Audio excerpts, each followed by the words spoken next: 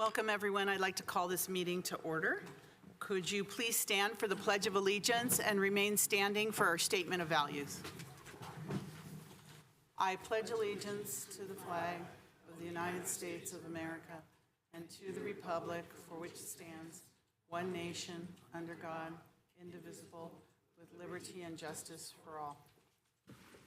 As we gather, we humbly seek blessings upon this meeting. May we act with strength, courage, and will to perform our obligations and duties to our people with justice to all. Let us seek wisdom so that we may act in the best interest of our people, our neighbors, and our country. All this we ask so that we may serve our community with fairness and respect, putting their needs before all. Thank you. Please be seated. And Happy New Year, everyone. This is our first meeting of 2024, so let's make it a good one. Roll call, City Clerk. Councilmember Board Member Watanabe. Here. Councilmember Board Member Shahal. Present. Councilmember Board Member Hardy. Present. Vice Mayor Vice Chair Park. Here. Councilmember Board Member Jane. Here. Councilmember Board Member Becker. Here. Mayor and Chair Gilmore. Here. Thank you. AB 23 announcement. Members of the Santa Clara Stadium Authority, Sports and Open Space Authority, and Housing Authority are entitled to receive $30 for each attended meeting. Statement of behavioral standards. The City of Santa Clara has adopted a code of ethics and values and behavioral standards for public meetings to promote and maintain the highest levels of conduct. This includes mutual respect, robust discussion, and allowing city business to be done in an efficient and consistent manner.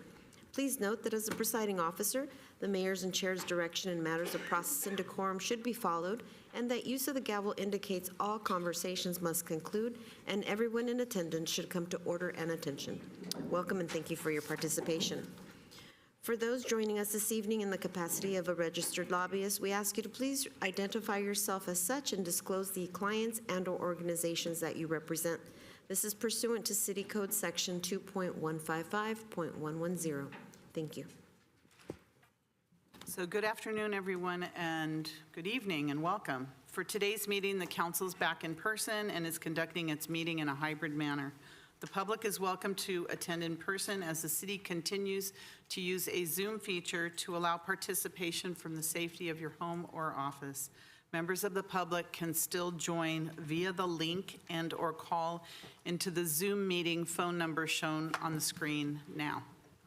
If you'd like to speak on an agenda item or during public presentations, please raise your hand on the Zoom application or press *9 on your phone.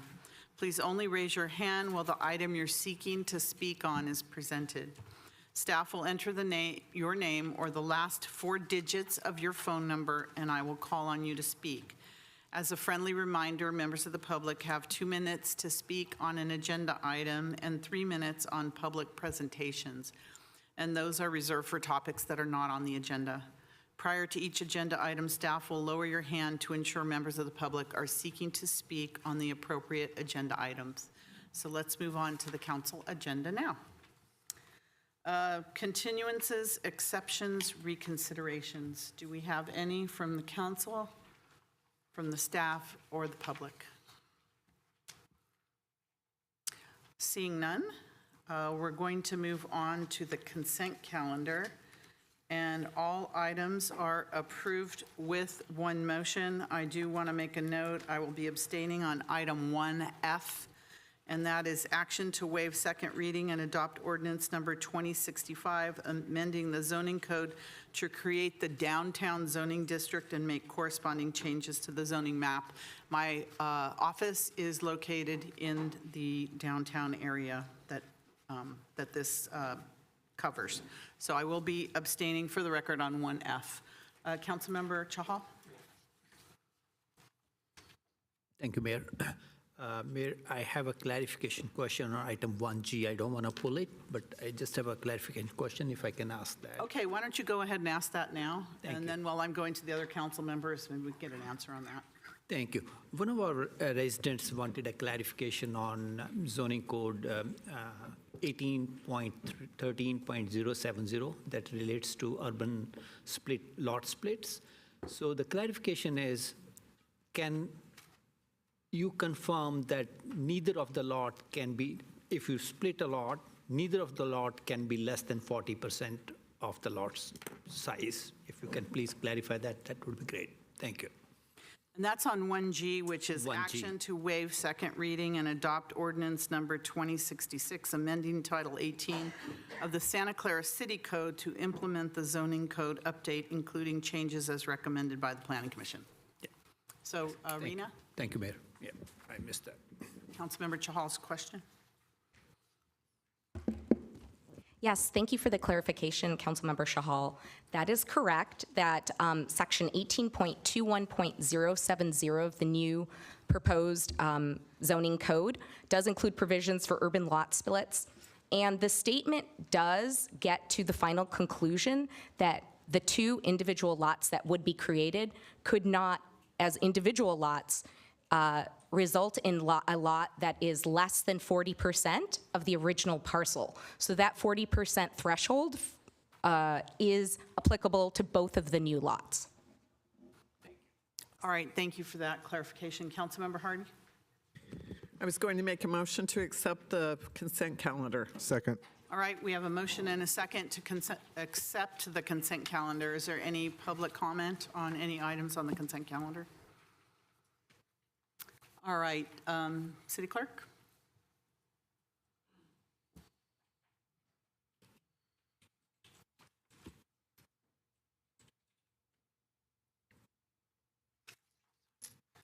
Please register your vote, and City Clerk, you have my abstention on 1F. Thank you. And that passes unanimously. Thank you. Noting abstention. Okay, moving right along. Next, we have public presentations, and those are reserved for items that are not on the agenda. City Clerk, do we have any public presentations this evening? And is there any member of the public that would like to address us on any item that's not on the agenda? If so, please come forward. Yes. We have a, Yeah, hi everyone. Hello. Welcome. Yeah, thanks. So my name is Sun, so I'm here to present a concern of early morning gasoline leaf blower noise. And some two proposals to mitigate this concern so that we can have a quieter and healthier community. So a bit context on what motivates me to come here. So I'm a resident of Santa Clara City, living close to an elementary school. The constant noise generated by the gasoline leaf blowers from the school has become a daily disruption, happening every 7 a.m. to 8 a.m., lasting for an hour every weekday morning, which means Monday to Friday. The noise is so loud, and the low frequency nature of the gasoline leaf blower allows it to travel a long distance and is able to penetrate the wall. So which means even the noise canceling windows are not able to block it. The noise is able to, it can disturb people's sleep and wake them up. So the adverse impact of the well-being of nearby residents is a collective concern. To address this issue, we have two proposals that we hope the city to consider. The first proposal is prohibit gasoline leaf blower usage. Here are the reasoning. The first reason is the noise level. As I just mentioned, the gasoline leaf blowers produce an excessive noise, a noise level as high as 100 decibels, which is the same noise level as a passenger jet taking off. The second reason is air pollution. The gasoline leaf blowers contribute to air pollution. For context, California state already passed the law AB 1346 to ban the sales of gas-powered leaf blowers due to their emission. The second proposal is to prohibit any leaf blower usage in the early morning before 8 a.m. As a reference, here are some of our neighboring cities actions our neighboring cities have taken on the leaf blower noise. In Palo Alto, they banned the gasoline leaf blower usage. In Los Gatos, they also banned the gasoline leaf blower. Additionally, electric leaf blowers exceeding 65 decibels measured at 50 feet from the source are not allowed in residential, commercial, and industrial zones. What's more, leaf blowers are only allowed to operate only during specific hours, 8 a.m. to 5 p.m. on weekdays, and 9 a.m. to 4 p.m. on weekends. Notably, leaf blowers usage is prohibited on Sundays and holidays. In Cupertino, only leaf blowers with noise level at below 65 decibels is allowed. So it's like in Sunnyvale. Thank you, sir. Can I ask you a question? Because we're going to refer this to our staff. What school are you talking It's about? Bars and Elementary School. Which one? Bars. Bowers, yeah. Okay, so we can't take action on your item. We can't even have extended discussion, but because it's under public presentations, but we'd like to, I'm hoping the council will concur that we refer this to our staff for two reasons. One is to make sure that they're complying with our existing laws, including the noise, levels that they're supposed to be adhering to, and the time. And we happen to have a city school liaison committee meeting tomorrow, so we can bring it up with the school district because that is their property and obviously their person that's using. So if it's okay with the council, can we refer this to staff? Concurrent, okay. And if you give the staff your information, please, over here, then we can get back to you. Thank you so Okay? much. All right, but thank you for bringing this to our attention. Thank you. And someone maybe over here, if you can take his information. Oh, We you have it have now, his yes, information? yes. Okay, very good. Thank you for coming. Thank you. Okay, we have Vice Mayor Park.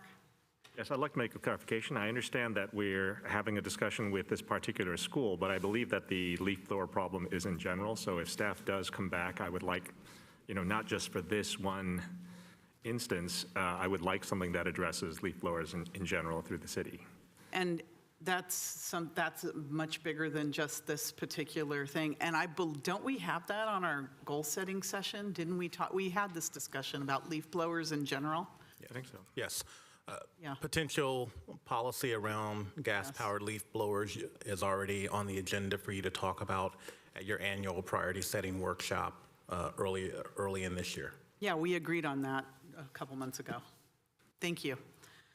Okay, number 2669 online, 2669.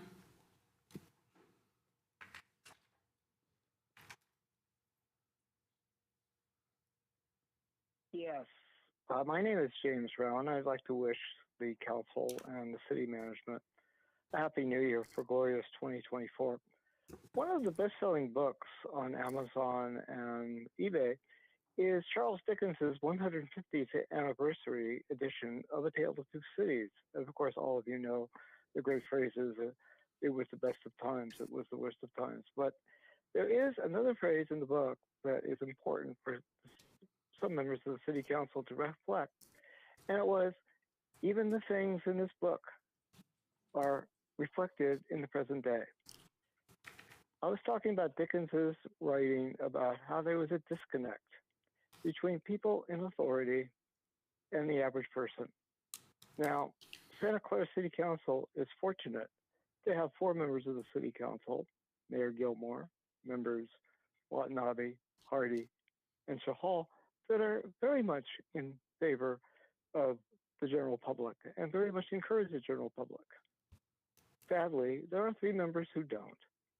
When members of the public receive emails on their official council email from people like Mr. Jane and Mr. Becker saying, well, I know you've never worked a day in your life.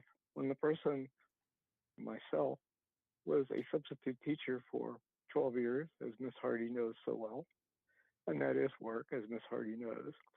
It is very distressing. It shows a complete disconnect between elected officials and the average person, which is a sad, sad thing. And the history of a city was once got an award for ethics, and once got an award as the All-American City. Well, we hope for a better 2024. And again, maybe sometime in November and December of this year, the voters of Santa Clara, who I know so well, will make a change. But until then, will the city staff and the city council have a glorious new year. And as always, reappoint Field, resign now Becker. Thank you. I don't see anyone else online. Is there anyone else here in the chambers that would like to speak on an item? All right. All right, seeing none, we're going to move now on to, wow, we're moving so fast, I've lost my place. Knocking on wood here. Okay. Item number 3, public hearing.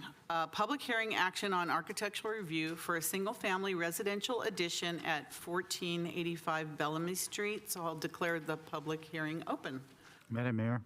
Yes. had my hand up. Councilmember, but it I seems know, to give have me a moment, though. Councilmember Jane. Yeah, under advice of the city attorney's office, I will be recusing on this, and I will leave the dais at this point. Thank you. All right. Madam Mayor, just one, Because my house is within 1,000 feet of it. very good. That's what I was going to ask for. Thank you. Thank you. City Manager.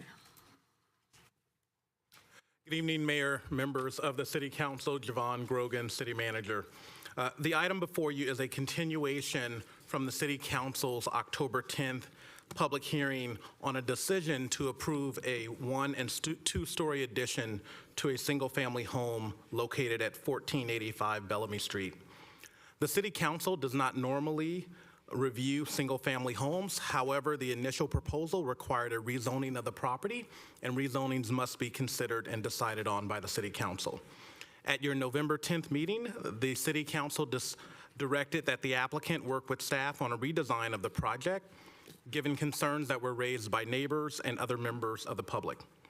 The applicants have in fact worked with staff to incorporate several changes to address concerns that relate to the massing of the project, while also meeting the intent of the applicant's desire to increase the capacity of their home to meet the needs of their family. Staff has also worked with the applicant to consider other alternatives, such as a ADU or accessory dwelling unit, which could be approved through a non-discretionary process, not requiring City Council review. But the applicant has decided that it is their desire to maintain a cohesive single-family house. And so the item before you tonight requires an architectural review. However, the current proposal before you does align to the current zoning. As such, it does not need a rezoning. Tonight's presentation will be provided by Acting Community Development Director Rena Brio, and I will invite her to the podium.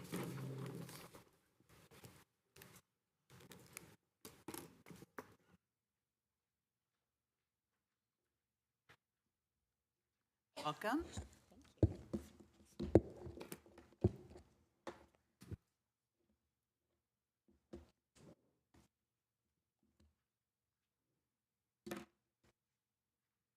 Good evening, Mayor and City Council members.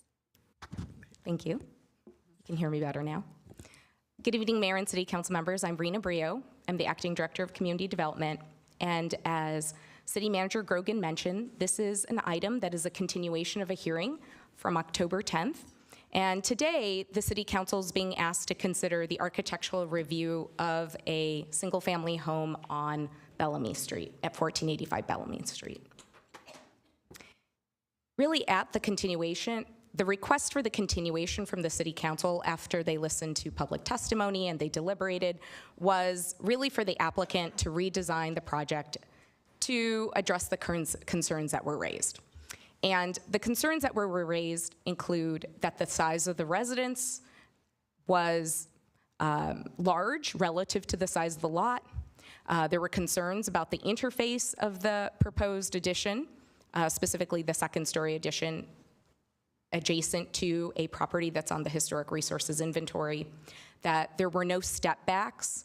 And for people listening who may not know what a step back is, that's really an area that's recessed in the above stories.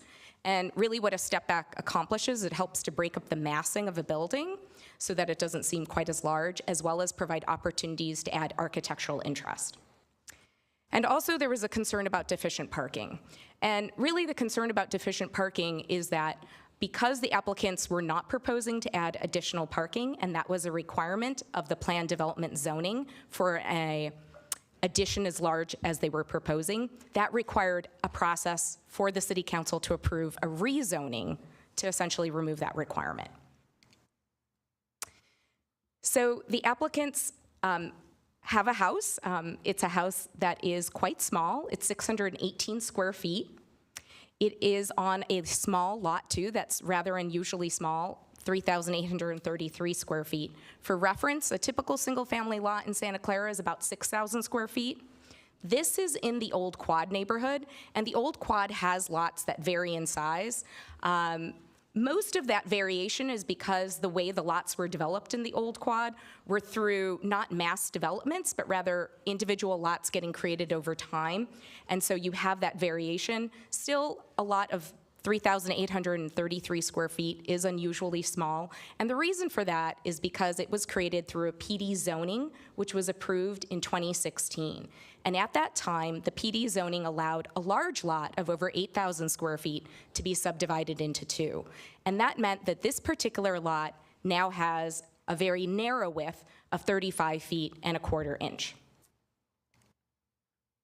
So the request in front of the City Council today is for architectural review for the first and second story addition. This is a discretionary action. Any second story addition, whether it's a new addition or an addition to an existing second story, requires architectural review and would go typically to the development review hearing process.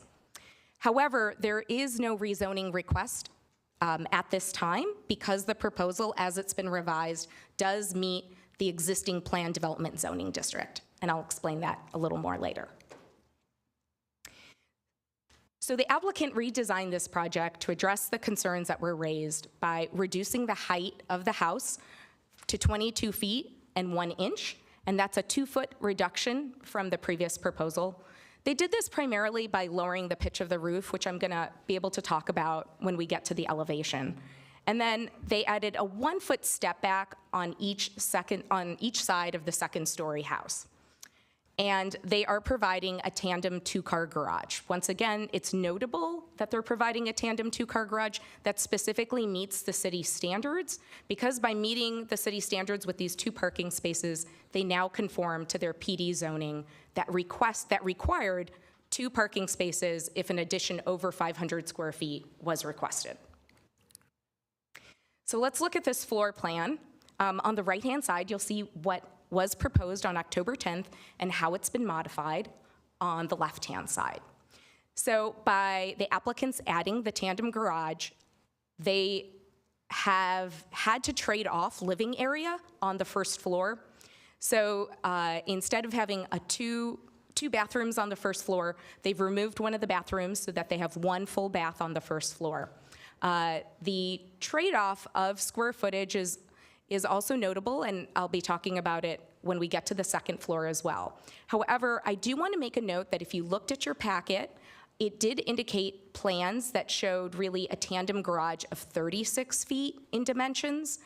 And the reason for this is the applicants recently decided to expand their garage because they recognized the importance of the process of requiring really a PD zoning for a deficiency of 4 feet. So they made that adjustment, or I should say they're willing to make that adjustment. So staff has conditioned through and adding a condition of approval to make the tandem garage be a minimum of 40 feet, would therefore meet the city standards.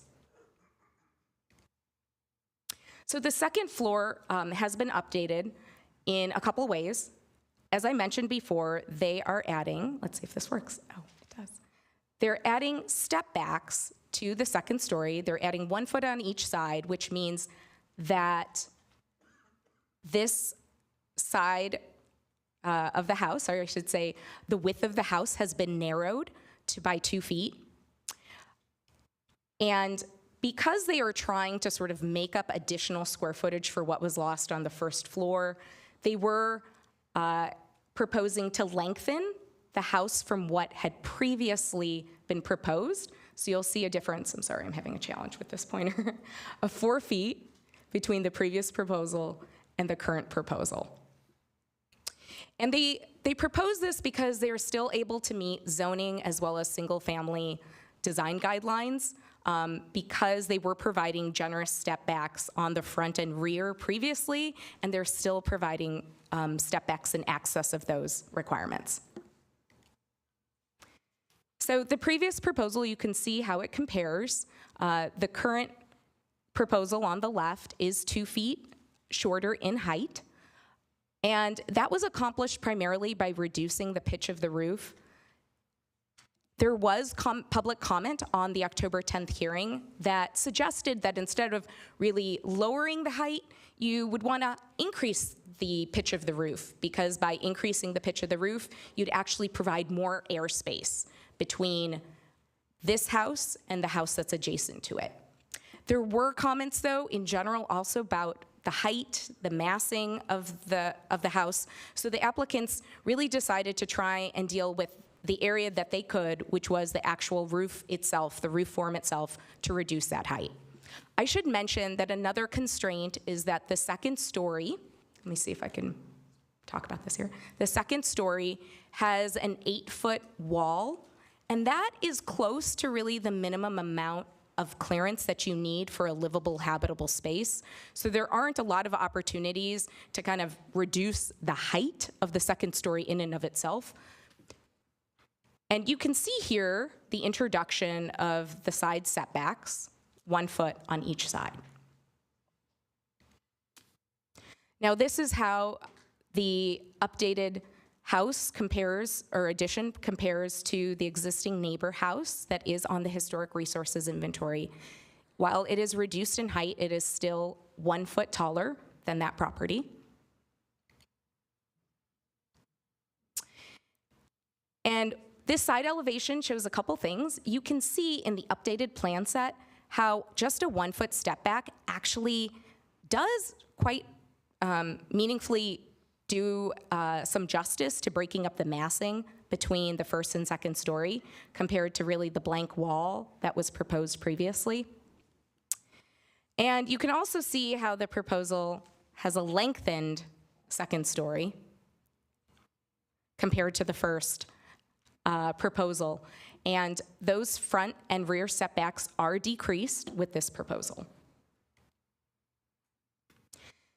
So architectural review, really with the elimination of the rezoning, the only discretionary action is architectural review. And in order to approve or deny the architectural review, the council must make findings as set forth in the city code.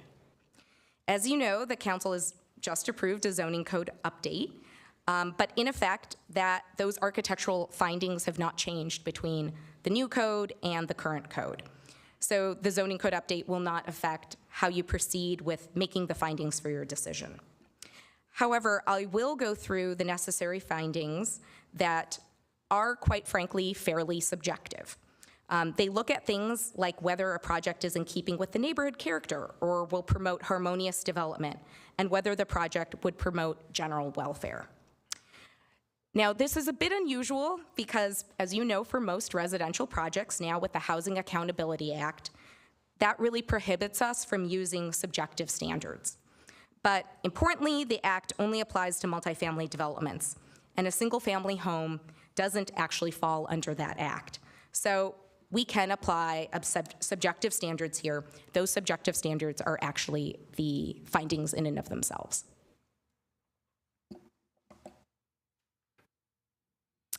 So I'm just going to go through these architectural review findings and then what typically is often the basis for what those findings are when they're made.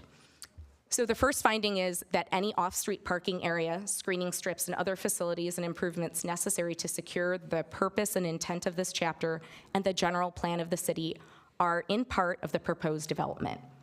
And really what we look for is compliance with the city's parking standards, which are in this zoning code. So we're going to want to ask ourselves, is this project complying with the city's parking standards? And as I had mentioned, by adding the second parking space, it is in compliance with the zoning code standards. That the design and location of the proposed development and its relationship to the neighboring developments and traffic is such that it will not impair the desirability of investment or occupation in the neighborhood.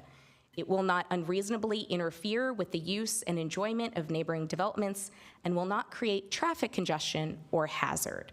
So the proposed use is a simple expansion to an existing single-family residence, and the modifications should have a relatively limited impact on the surrounding neighborhood.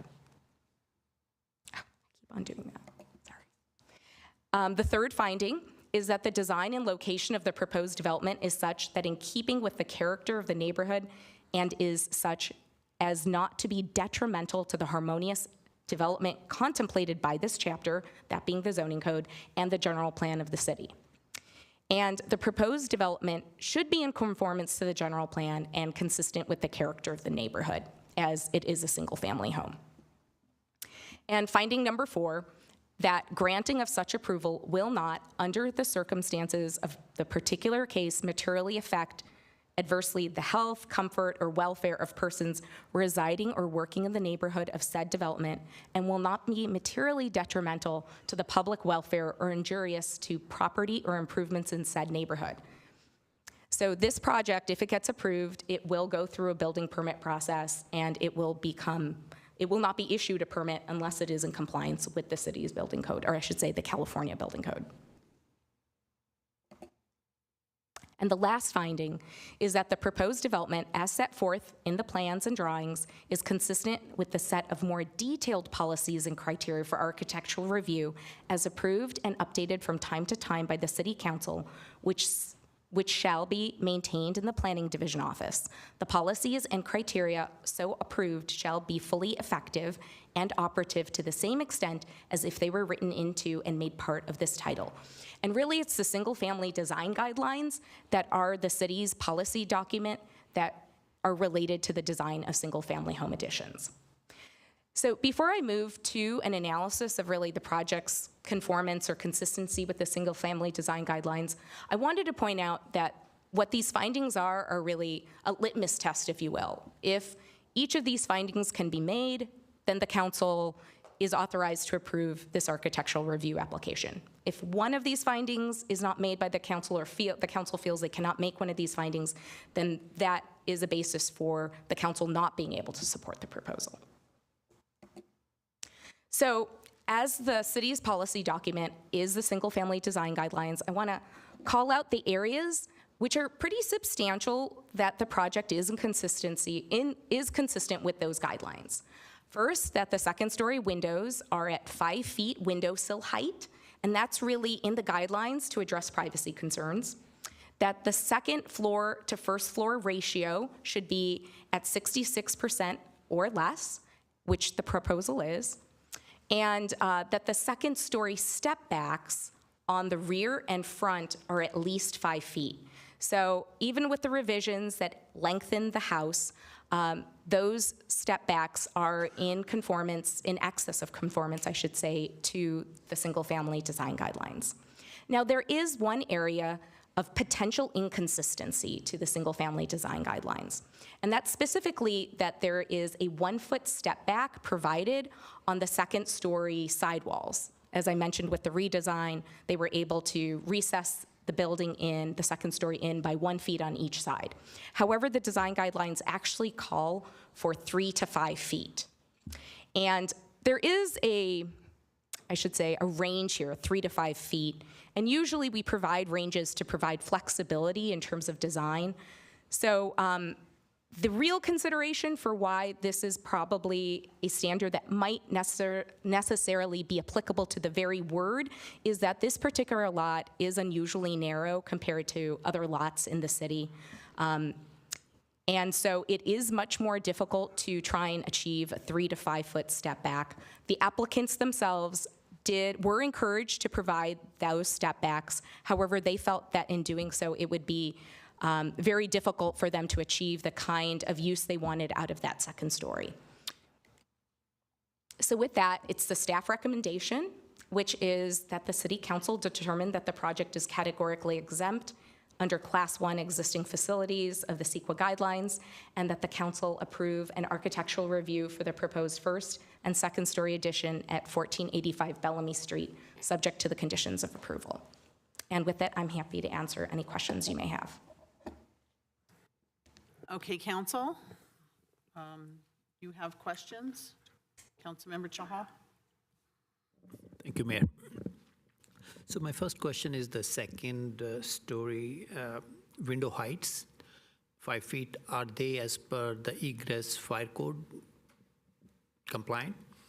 And the second question is architecture review. I think it was delegated to the staff. If it was whites coming to us, when most of the architecture, unless it is appealed through the planning commission, it should come to us. Why it's coming to council directly, for that matter. Thank you. Thank you. Councilmember Watanabe? Thank you, Mayor. I wanted to just follow up and see if this went to the HLC and also the planning commission before coming to us. Is there anyone else that has questions? All right, Vice Mayor Park? Yes, I also had questions about who reviewed this design other than before it came to council. I don't know if anyone did. I also have questions where the 3 to 5 foot setbacks, side setbacks considered, or were they rejected without consideration? That was, I think, I was trying to listen and take notes at the same time. I don't know if that was covered. Okay, I think those, Rena, do you need time for those, or? No, Okay. I can handle those. All right. So thank you, Councilmember Chahal. I'll start with yours first. So good question on the second story windows and whether or not they're meeting fire code for egress. So prior to this hearing, I took a look at a hearing of I should say a presentation that's going to be provided to you that pointed out that one of the windows actually isn't meeting egress from a fire code perspective. So I checked in with staff because that was not our understanding. And there is one window in one bedroom that is actually not meeting at the windowsill height of 5 feet egress because it is a bedroom that only has access on the side of the building. And so because I should explain, to have an egress window, you need to have that window sit at least 44 inches in height. And if we have a windowsill height at 5 feet, that's actually too high to be a egress window. So because the applicants redesigned the windows to meet the single-family design guidelines of 5 feet, there is one building that has no access to the front or rear that is just a side-facing window that is not meeting that standard for egress. So that would probably have been caught through, well, absolutely have been caught through the building permit process. So because of that, there are a couple options.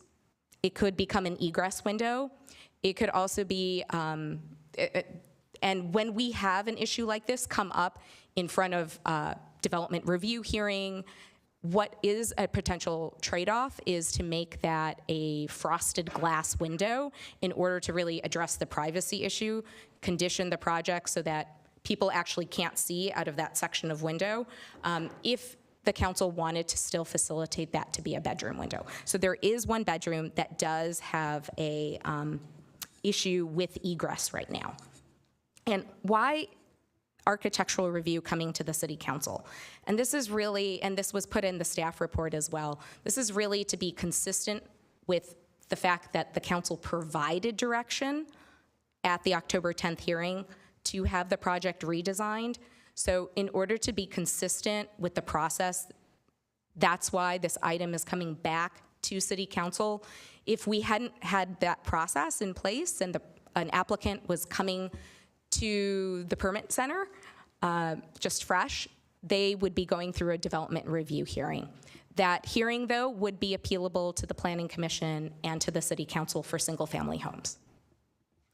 And Councilmember Watanabe, your question about, yes, this project did go to the HLC and to the Planning Commission.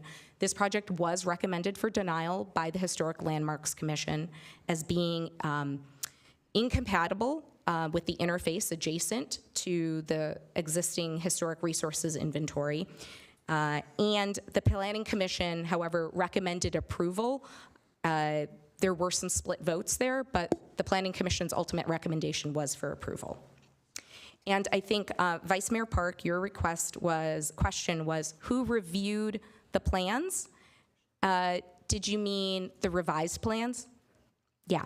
The revised plans were submitted to staff, and so staff reviewed them with the applicant and also talked about the potential revisions with the applicant. And then I think committee, I think that was it. I think you were just also asking about the process, about why the city council's hearing it. Did I get your question right, Vice Mayor Park? Okay. Were the 3 and 5 foot setbacks, side setbacks considered, or were they rejected? Yes. Yeah. No, I think the applicants are best to respond to that. I think they were absolutely considered, but I think due to the feasibility of how they wanted to use that second floor, it was something that they strongly preferred not to provide. However, it's best to ask the applicant that question. Rena, can I follow up on one of your answers to Councilmember Chahal's question about the bedroom window not meeting the egress requirements? You said something about the city may require frosted glass. How does that help with egress if you're just frosting the glass? Did I misunderstand that? Let me just explain a little bit more. Because the window is absolutely, if it's a bedroom, it's absolutely, from a code perspective, going to need to be an egress window. Right. So it's going to have to drop in height. It won't be able to be at 5 feet windowsill as we have indicated on the plans. It will have to drop. So if the council wanted to entertain still allowing that building, I should say that bedroom, to be a bedroom and to have an egress window there, that is an area of non-conformance to our single-family design guidelines, because we usually want a taller window height. A way we sometimes find a compromise in those situations, because they do come up, is actually have frosted glass so that really people in the building can get the light, but when the windows are closed, they cannot actually see outside the windows. They'd have the proper egress if there was They an would have the proper emergency. egress, yes. Okay, and is an alternative if they don't want to do that, that it cannot be a bedroom? Could it be used as another room without the egress? Yeah. If the windowsill was maintained at 5 feet, it would not be able to be a bedroom. So it could be, as you know, people use spaces for storage, for dens, but it wouldn't be able to be a bedroom. They wouldn't be able to sell it as a 4-bedroom house, for instance. Okay. It would have to be removed as an official bedroom. All right, thank you for that clarification. All right, so I don't see any further questions. Thank you so much. We're now going to give the applicant the opportunity to make their presentation. So when you're ready, please come forward. And the applicant, welcome. You have 10 minutes. Thank you. When you're Just ready. waiting for my wife. She's Okay. got some medical issues. Oh, I'm sorry. If Okay. we can get our presentation up. Sure. First of all, Happy New Year, everybody. Thankful to be back here to have that opportunity to come and talk to you guys. So we're grateful for this opportunity. Next slide, please. So yes, this is us. I know you haven't had a chance to meet my wife, but she's here. I don't want to talk too much more about us, but really this is about our thought process and how we received the feedback and how we made the changes, right? I think we already established at the last meeting we're good people by the constituents that talked, and I want to make clear too that all the people that talked were Santa Clara residents and not just people that were supporting us and our project. Next slide. So our project objectives are pretty much the same, but yes, we've removed the rezone portion of it, and now we're just still trying to build a larger single-family home that works for us. And again, 600 feet, 662 is not viable for a modern single-family home, right? So next slide. So again, this is the information that we got from historical feedback. And next slide. This is just a reminder of the changes that we've made. So really in the end, it was like, okay, the stucco, we get that, right? Through the process, I think we've made the project better, right? So we went to siding, we've lowered the height, we changed the style of the roof to be more consistent with what's there now and consistent with what our next door neighbor is, right? And then also we made sure that everything conformed to R1 standards in terms of the difference between the first and the second floor and also the lot size, right? Next slide, please. All right, so from what we heard from our meeting on October, which feels like yesterday, is massing and height was continue to be a concern. The side step back, not step in. Again, I'm still learning the process. I'm not an expert, so please excuse that minor error there. And then rezoning, and I think the rezoning was a big thing. I still can't fully conceptualize it, and we heard that word go through the process, and we're not politicians, so we didn't really understand the impact of that. I think we got a better understanding at the last meeting that this was not something personal to our project. It is part of it, right? But it was also about the future of Santa Clara and what that looks like. And so that's why we made a lot of the changes. When the light bulb finally went off, that's what we thought about. So we're a little bit less worried about that. Okay, so the changes to the plan and why. First of all, again, we talked about the roof pitch already. And now we went from 24 to 22. I think originally we were at 27 or 28, and that's feedback from everybody here and our neighbors. Like, hey, can you just make it a little bit smaller? What maybe a lot smaller for some other people, but can you reduce the size, right? So we did that, and then the side step-ins. We heard from Council Member Chahal, like, hey, what about just a 1 foot step-in? Can you step in a little bit? And at that moment, that's a big decision, right? This is like the future of our home. So that's definitely, all of the feedback is something that we really had to come back, think about, talk about with our architect and our friends and family and figure out what would work. And we came to the consensus, hey, I think we can do that, right? We can make that work. As far as the 3 to 5 foot step back, that would make the house 15 feet in width on the top portion, and that's not including the stairs going up. So we didn't feel like that would be a viable second floor option for us, but to be considered and was, yes, talked about. Right, and that was feedback for architectural design guidelines. Right, the big one is the rezone. Right, the 40-foot tandem garage. Yes, even up until New Year's, our hope was to come in here and ask for 36 feet and create a tandem garage at 36 feet. And that was because, again, the project is very personal to us, and what would work for us was that 4th bedroom downstairs, right, for an elderly family member, because that's what would work for us. But after, talking with the planning department and their recommendations, and they're reminding us of, the importance of the rezone to council and, again, the future of Santa Clara, we decided that, yes, this is a sacrifice we have to make, in order to move the project forward, but that would be best for us, but we'll also conform to make sure that it conforms to the PD zoning requirement. So that was honestly a huge sacrifice for us, and we're going to have to figure out some things moving forward if the project is accepted. So we hope that you accept and you understand that these are difficult decisions for us, and that it really took some time to kind of really stew, marinate, and process, right? And so, next slide. I know Ms. Brio did a great presentation, but we want to let you know that the difference is actually 3 inches, right, between the two houses, right? Next slide.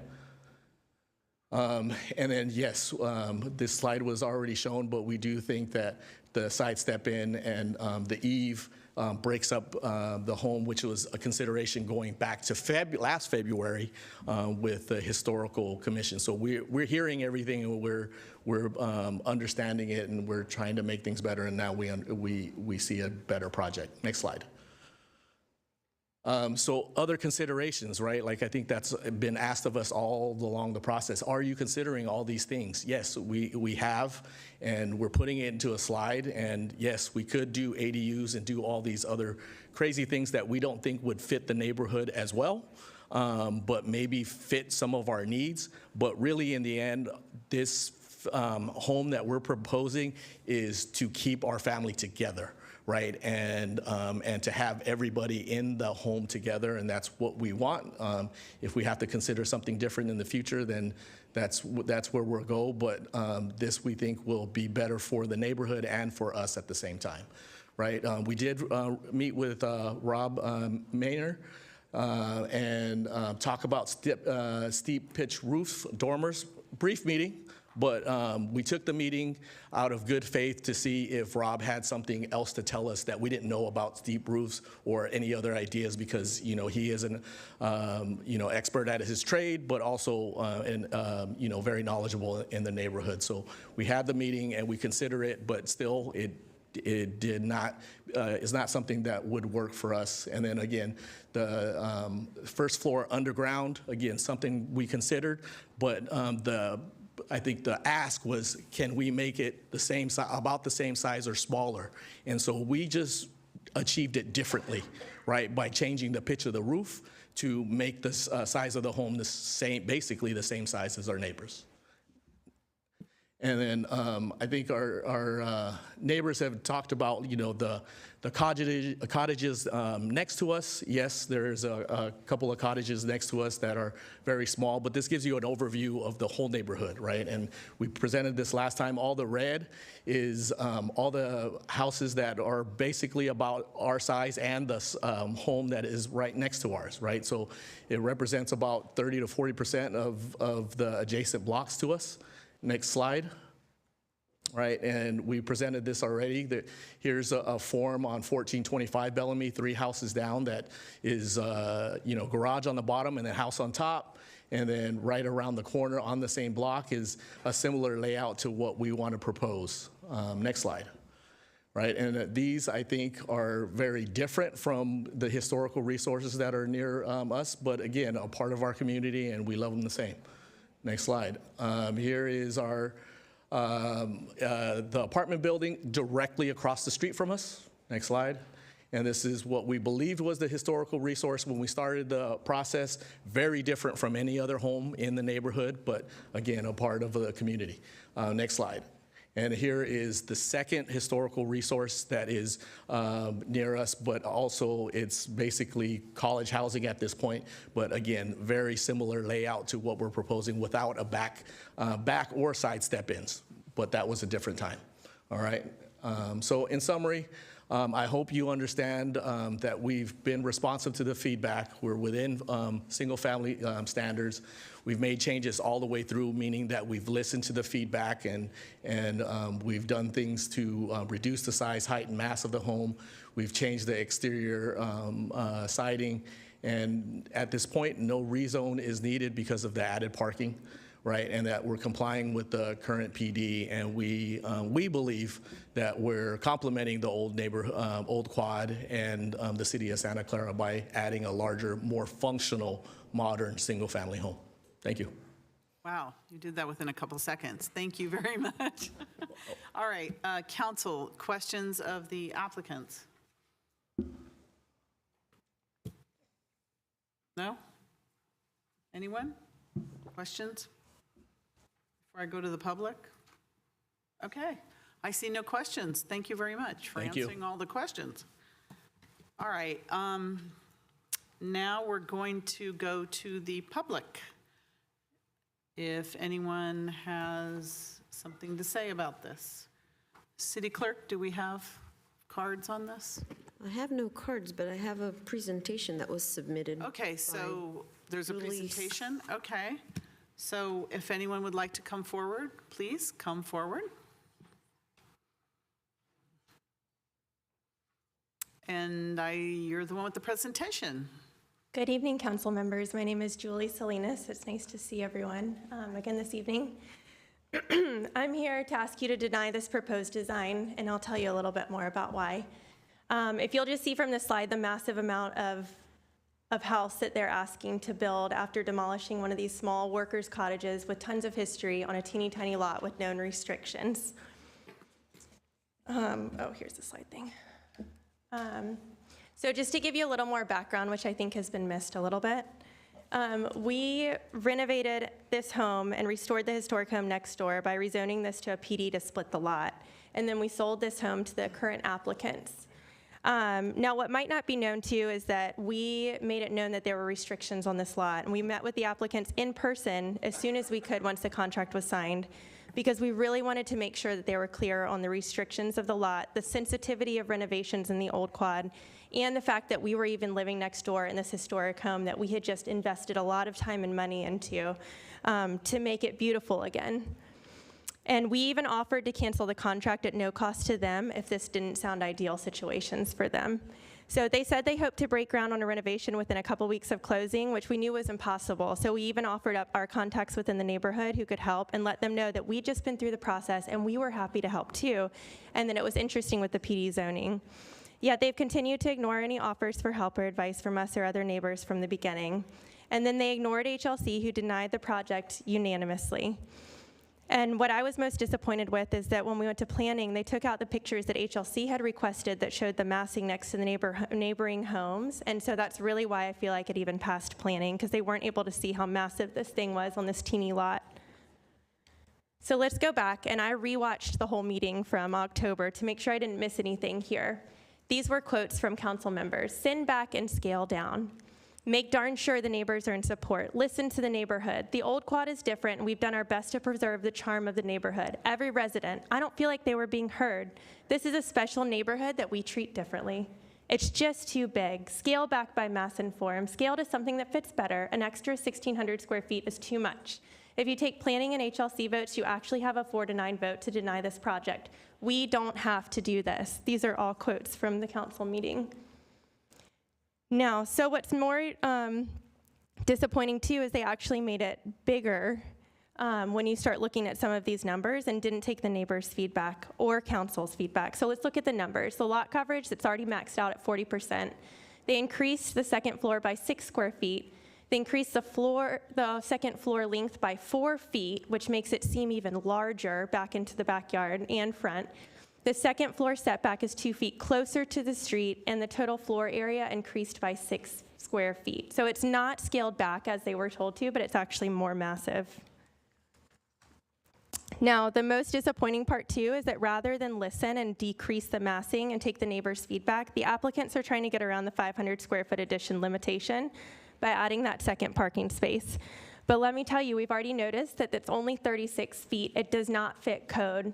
If they were to make it 40 feet to make it code, this bedroom downstairs would be 5.5 feet wide maybe, and it would need a redesign anyways.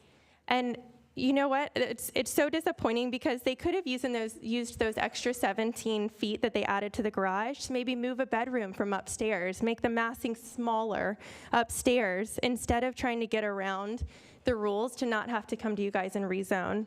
So that's what just is heartbreaking from this too, is that it almost does feel like that you can't tell us what to do with our house, and we've made enough concessions, but this is the house that we want. And they still have yet to listen to us.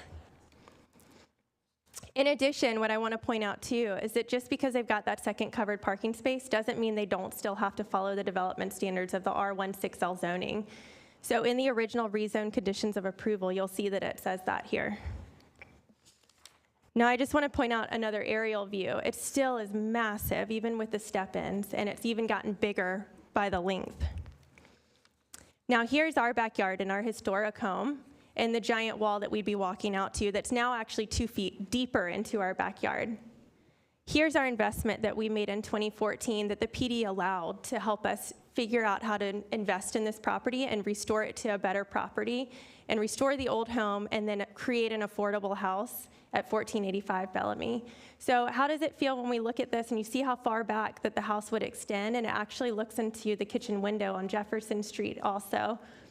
That it's like, how can we protect our investment here when we thought we were protected, and that through this process, that people can't just build whatever they want just because it's their dream home. They have to consider what they're buying and the property and the houses around them, and that's what we had tried to explain to the buyers and the applicants at the beginning so that it wasn't ever an issue, and then here we are. Now I want to look again at the surrounding cottages, and yes, there are big two-story homes, and yes, there are eyesores around here, and yes, there are even beautiful homes that distract from the history of the workers' cottages around here.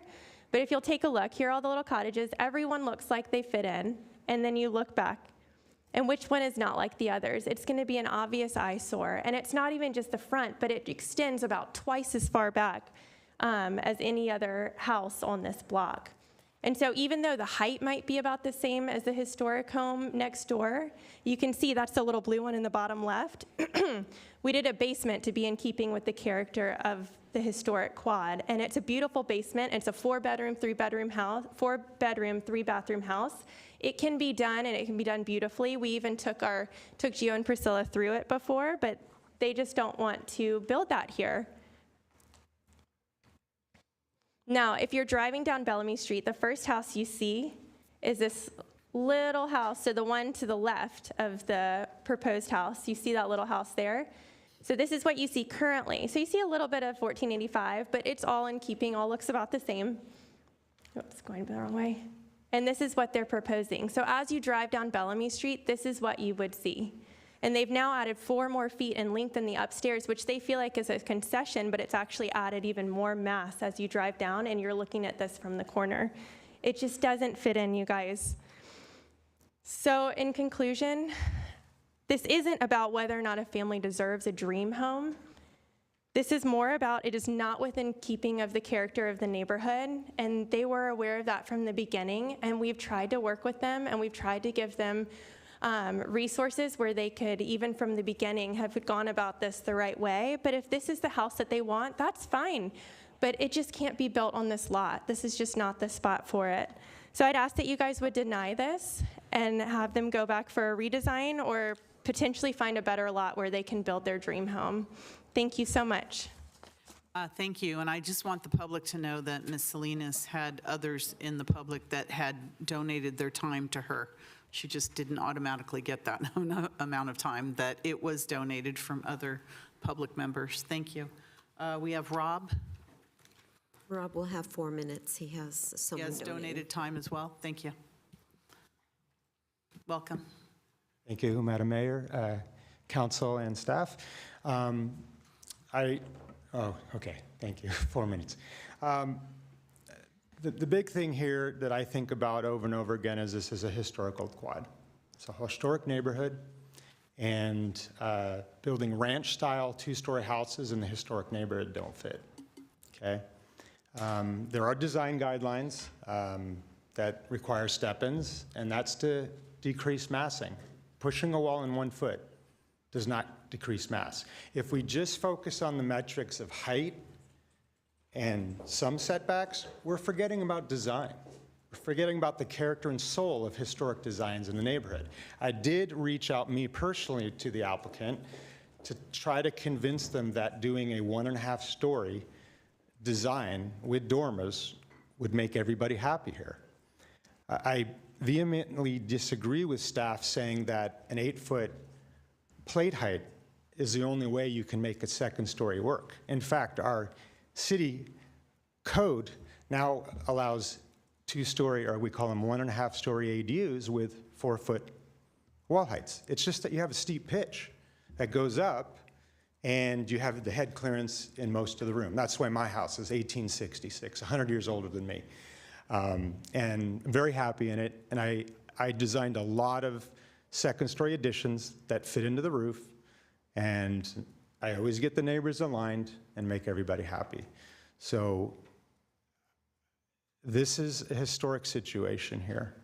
And I think you do have the ability to deny this.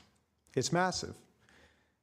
Architecturally speaking, staff aren't architects. I don't believe the people that are, and that's part of the problem I see here, is that giving advice where you're not a trained professional.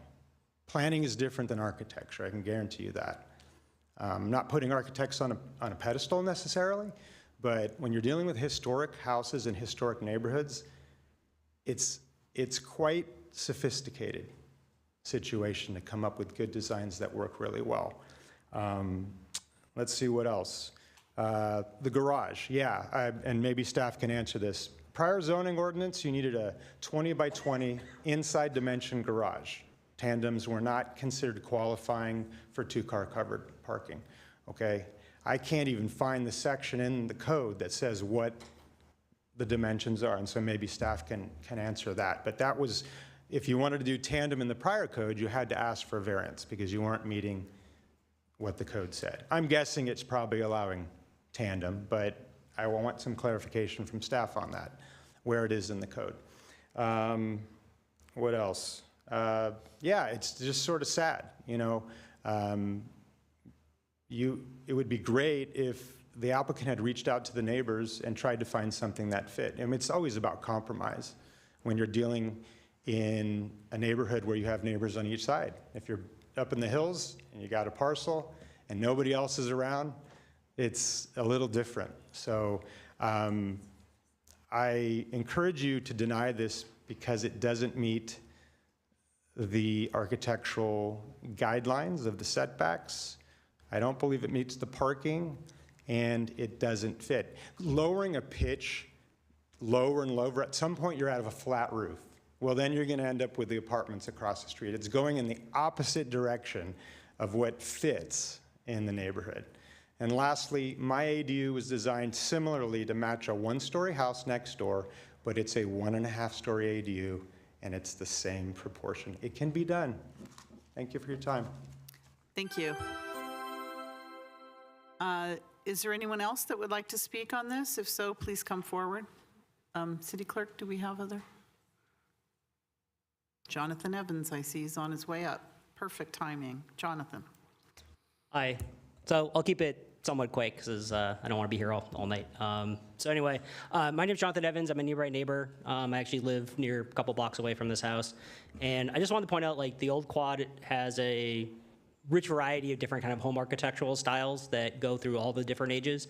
You know, we have two-story Victorians, we have these small workers' cottages, and you can pick and choose, you know, among not just those kind of homes that you see, I'd say the more typical ones, but some of the mistakes that have been made in the old quad where we, you know, chopped up our Victorians and we tore down our workers' cottages and, you know, built very massive, you know, sometimes fourplexes and other things in there. But we don't really want to continue making those sort of mistakes and, you know, chopping down our historical legacy within the area. I did want to point out that the HLC has only recommended a couple denials in the last 5 years on projects, and the commission really does try its best to work with applicants to try to find some way that they can, you know, respect a historic resource. And you can see examples of how people have done this throughout the old quad. Examples such as, you know, half-story underground additions, you know, doing the steeper pitched roofs with dormers that kind of meld and fit into the architectural style of the neighborhood better. Generally, you know, applicants have done a good job fitting. And unfortunately, what we see here is it's a massive thing. You know, the applicants did know ahead of time, you know, there were restrictions on the property and kind of knew what they were getting into. So, you know, I hate to be up here saying, you know, don't make exceptions sometimes because, you know, I've asked for exceptions in the past for historic homes to, you know, fit the architectural style.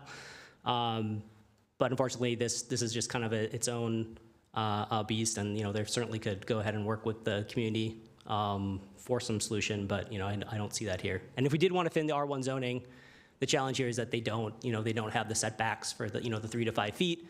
And so even within the, you know, the more traditional zoning, if we want to apply that, this too is kind of a variance or an exception. So, thank you. Thank you. So we have Candida. Please come forward. Welcome. Thank you. I know we've heard from several different people here tonight. I am speaking in agreement with this proposal. I know that there are people who feel very strongly about this particular renovation. However, I think a lot of it has been personal, and I'm not sure that it's being really in terms of following the code. And from what I have seen and what has been presented by the city staff is that this project actually does meet all of the requirements. As for this step back on the side, I don't know if I'm reading it incorrectly, but it says 3 to 5 feet on the second story recommended. Recommended seems subjective. It doesn't say that you have to have it. As at the last city council meeting where this was discussed, the recommendation from one of our city council members, why can't you do some kind of setback? And so we don't have that straight wall so that it doesn't look so big. And that's what they did. They did add that one step foot back, a step set in, or I don't know what you call it, on the second story. So if it's 3 to 5 feet recommended, I mean, you know, again, that's gray area, right? But all of the requirements they are actually meeting. They have the full 2-car garage, the tandem, you know, and it's gone through, as far as I'm aware, it's gone through the city legal representative to make sure that this project does meet the code requirements, and it does. So while I understand that there are strong feelings in regards to this project, does it meet the code? Does it meet the legal requirements? And it does. So I'm not sure why we're going back and forth on this. I mean, it seems to me pretty straightforward that it's just something, if it meets code, it meets code, and we move on. But that's my 2 cents. Thank you. Thank you very much. Noreen? Is Noreen online? Yes. Good evening, Hi. Council and Mayor. This is a little bit sad because you want to just have new neighbors come in and everybody embrace, but I think one of the big problems here is that people is the passion and the love for historic homes. This is a very unique area, and some people don't really understand that, and maybe the applicants really didn't comprehend all of that when they purchased their home. And I'm an interior designer, and I love to give people what they want and make them happy and fulfill their dreams. But this is a historic neighborhood, and this home and this neighborhood, we have to hold on to the resources we have. And their proposed, what they want is too big for this lot. It doesn't fit. It doesn't fit the neighborhood. I hope and wish they could maybe sell and find a lot and, you know, and be able to build their dream home. But what they're trying to do here isn't working. And we've lost so many beautiful historic homes, and we don't want to keep going this direction. And this is just too modern. It's a modern home, and you're taking a beautiful old cottage and turning it into a modern home. That's happened too much around here. Please deny this project. And I really wish the best for these people. Thank you. Thank you. Sigrid? Online? Hello, can you hear me? Yes, we can. Go ahead, please. I am Sigrid Jacobson. I live just down the street from this project. And I just wanted to make the point that I think it is, the comment's been made to that this should not be personal. And I totally agree. I think we need to just really try to objectively look at the project. These buildings are not here for 5 years or 10 years. Families move in and out, but these buildings stay for decades and decades and maybe even a century. I think we look around and we see buildings that have been built, and we know the ones that were good projects and that have added to our neighborhood, and others where there were great losses. So I just want to reiterate, I think these decisions need to be made very carefully, and design is really important because families are transient and move in and out. We all will pass away someday, but these homes will be here forever. Thank you. Thank you, Ingrid. Anyone here? Lou, would you like to come forward, please?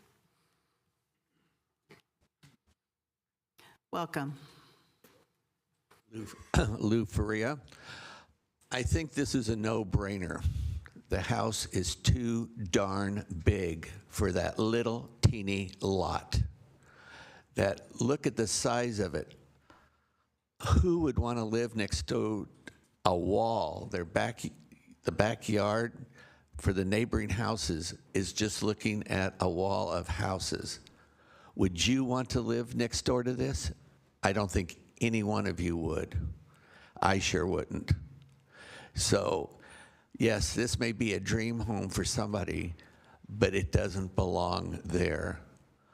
Also, please consider that garage, tandem garage, that can be easily converted into a bedroom, that back part after the house is built also.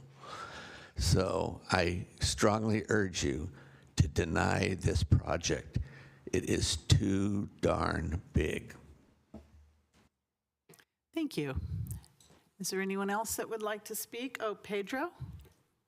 Are you here or online? Online. Hello, Mayor. Can you hear me okay? Yes, we can. Go ahead, please.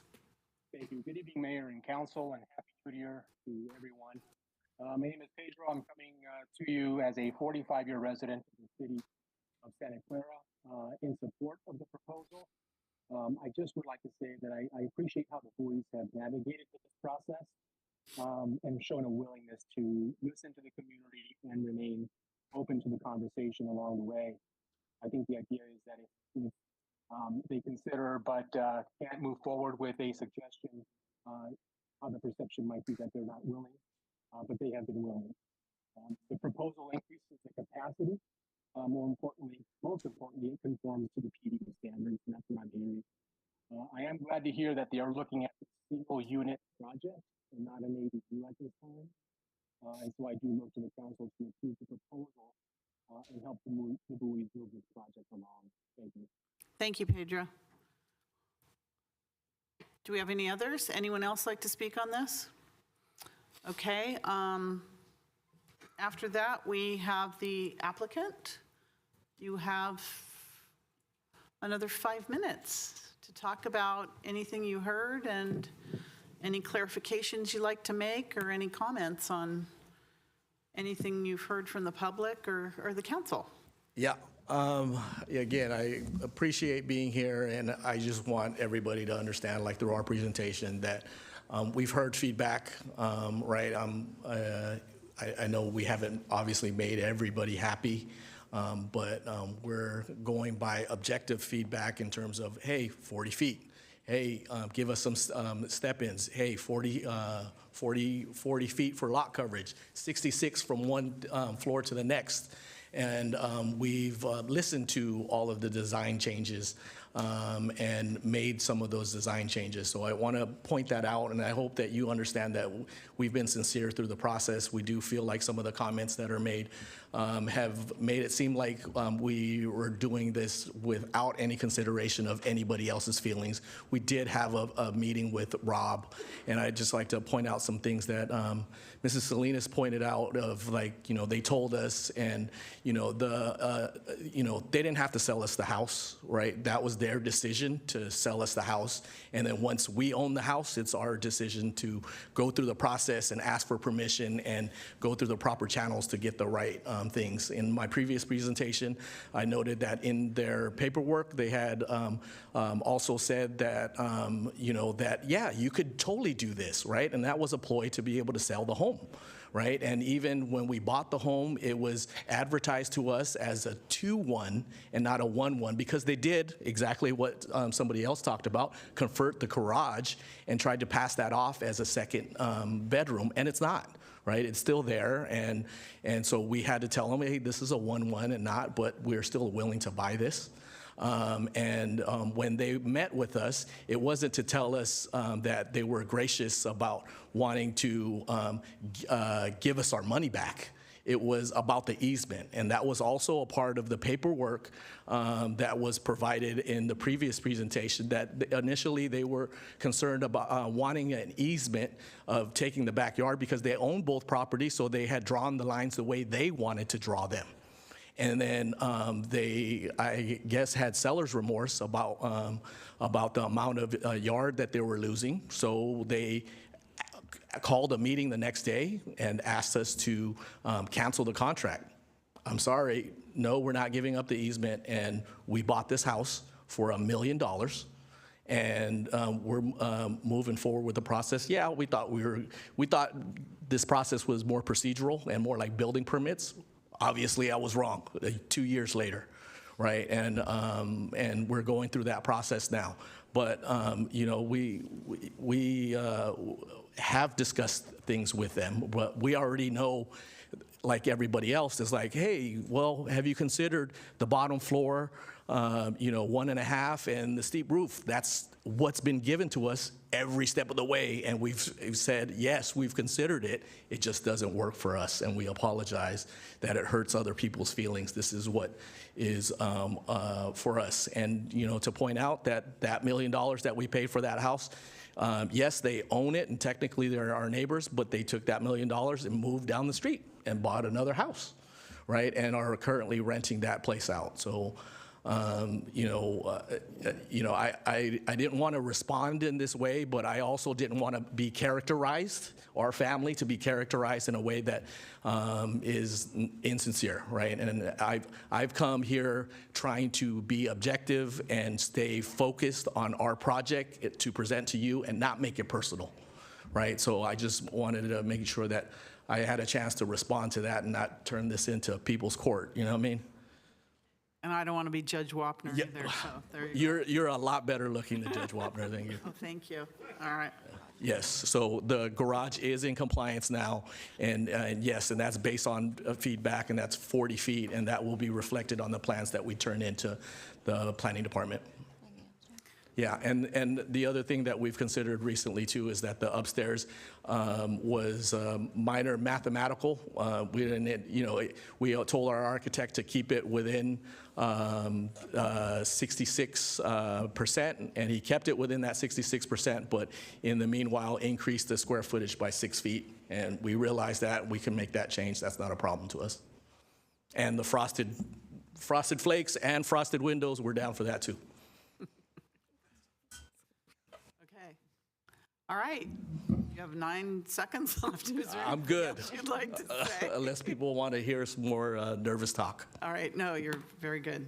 Yeah, thank you. Well, thank you very much. I think we're going to now discuss it among ourselves, and we appreciate everyone's feedback on this. I know this is a difficult subject, a difficult situation, but it just shows there's a lot of people that care about this area. So, city staff, is there anything else you have to say? Rena? Yeah, if you'd like to make some comments, clarifications.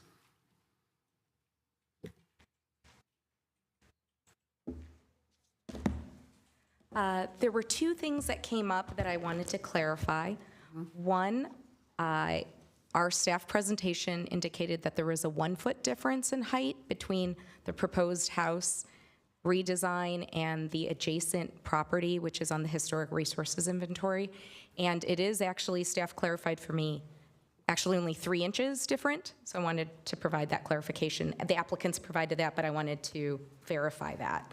I also wanted to have individuals know that this particular house at 1485 Bellamy Street is not on the historic resources inventory. It is referred to the historic resources inventory because any properties that are on the historic resources inventory have a referral boundary of 200 feet.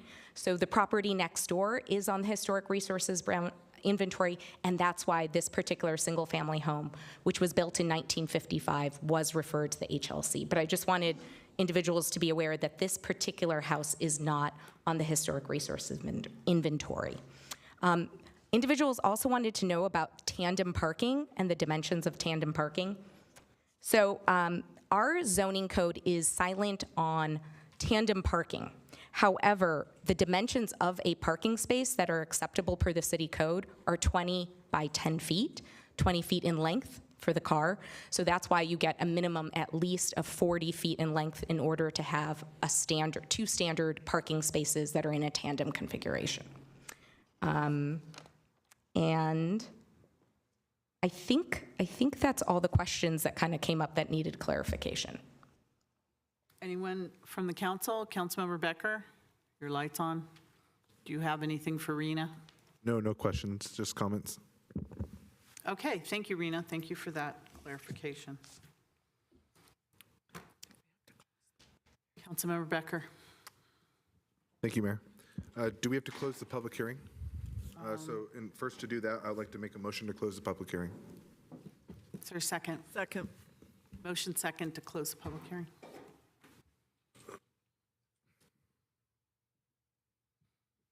Please register your vote.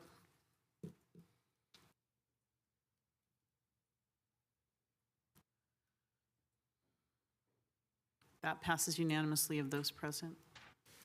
Okay, thank you. So I heard from a lot of people tonight. I've heard from the past. I mean, we're lucky we're not on an episode of Judge Judy because this has probably been over a month ago. What I've noticed is that in the past, there has been poor leadership and poor care to what we want to do in our designs of homes in our neighborhoods. I noticed in the neighborhood, there's a few exemptions on there that have been used as comparisons. For example, one looks a little bigger in the back. I don't know how that was ever approved. But then again, it goes to where I used to live in a neighborhood where across the street from me, there was a home that was approved with a giant second story. It just didn't match the neighborhood, didn't make sense. But that was years ago, and that was different decisions that were being made back then that where I heard enough complaints to say, well, why does this keep happening? Why isn't there any changes? And that's the main reason why I got into city government, is because I wanted to make a change. I wanted to make an effect, yet now there's a lot more state laws that tie our hands to make certain decisions. But hearing a lot of things tonight, and I see what staff was saying, see what the applicant's saying, and I'm hearing what the neighborhood is saying. But it comes down to this. It does check mark all the boxes. 100% check marks the boxes. But here's the thought. We need to think outside of the boxes. Santa Clara has had a history of check marking boxes, rubber stamping things just because it met a standard or approval. Yet Santa Clara, we do have something called tender loving care, where we do want to put a little more care into what our neighborhoods are made out of. And what I see is one, it's a lack of harmony if we go in this direction. One, it's too large. Secondly, I like to, everyone talks about size and size matters and everything. Well, guess what? This lot is very, very small. You're trying to put a giant house onto a small lot. At the same time, you have neighboring houses that we are using as comparison that are being put on large lots with either tiny homes or even large homes. So it's really hard to be comparing a bunch of these things, I think, when this neighborhood is pretty old. This looks like it was made as a bungalow. I know my father bought a home back in San Jose in the 70s, and it was very bungalow type like this. And I thought nowadays it would have changed. I went over in the neighborhood recently, and it's still the same kind of little bungalow. I'm surprised because you think something like that wouldn't sell. I was surprised this little house like this actually sold. But when I look at the front of it on the original photo I see right now, and then I see the proposed, I see more harmony in this than I see in a two-story monstrosity. However, I do see the valid arguments of the applicant and what they want to do in providing their own home. But again, in order to make our neighborhoods successful, there's got to be harmony. And I don't hear the harmony in this project. I think that there has been a disconnect and maybe miscommunication. There's been a disconnect in understanding, and I kind of hear it on both sides. And I'm not going to go point fingers at anybody. But what I'm going to say is that seeing that there was a disconnect, that's why we're here.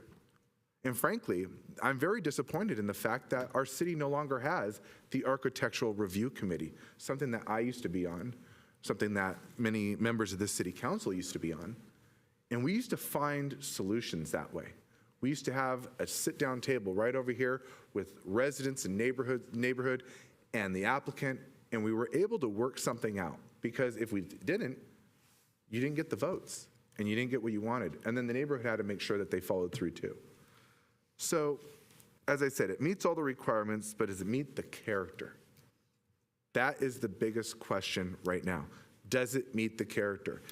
Yes, this is their property. Yes, we can build this. You can do that, but does it really blend?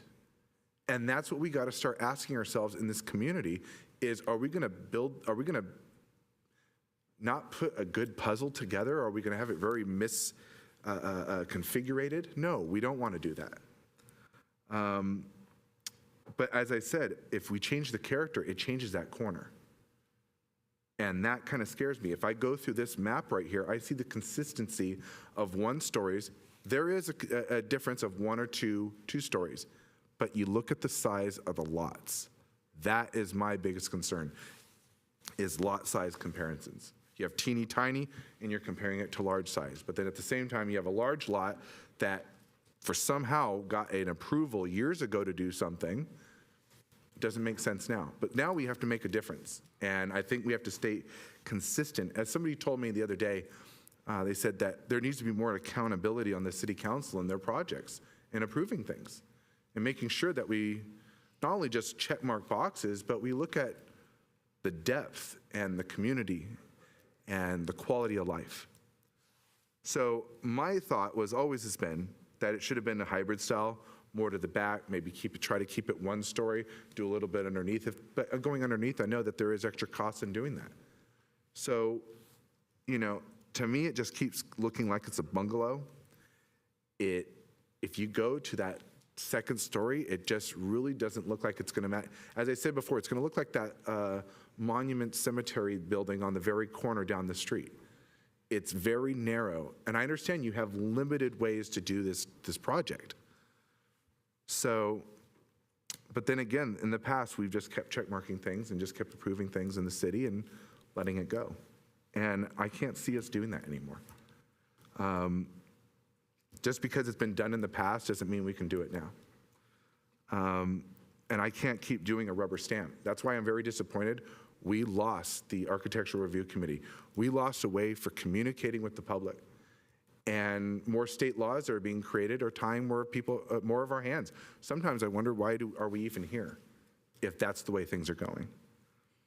So again, I can't get into more about the size comparisons and lots. Again, it's just too confusing, overwhelming. But based on what I've heard tonight and what I've heard from staff and community, there's all the findings and considerations. And I do agree that it checkmarks probably every single one of them, except one of them.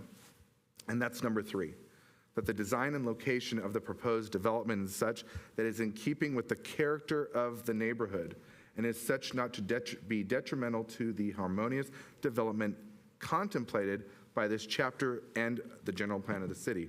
So the proposed development should be in conformance to the general plan and consistent with the character of the neighborhood. That's the second part I hear, is this consistent with the character of the neighborhood. And I just don't see any character in that. So with that, I make a motion to deny based on the architectural review findings of number 3 that it doesn't meet the character of the neighborhood. And I think that it could be done a lot better.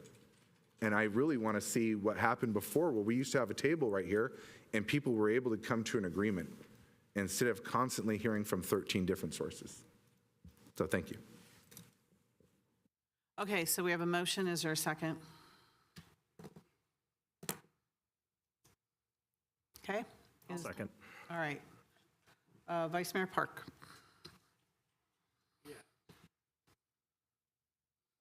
So this is actually really difficult. I mean, I think people hear what I say and they think, oh, you had things really decided beforehand. And I'm going to say that's not true. I actually don't think about things beforehand in terms of decisions. I think about the concerns that I have. And I want you to consider a couple things, which is this is a historic neighborhood and it's got a historic design. It's not in the historic resources list, but here we are. I heard somebody say that people move in and out, but the buildings stay around for centuries, or could, as they have. And when I listen to the applicants, what I hear is they wanted a home. And history wasn't much of a consideration.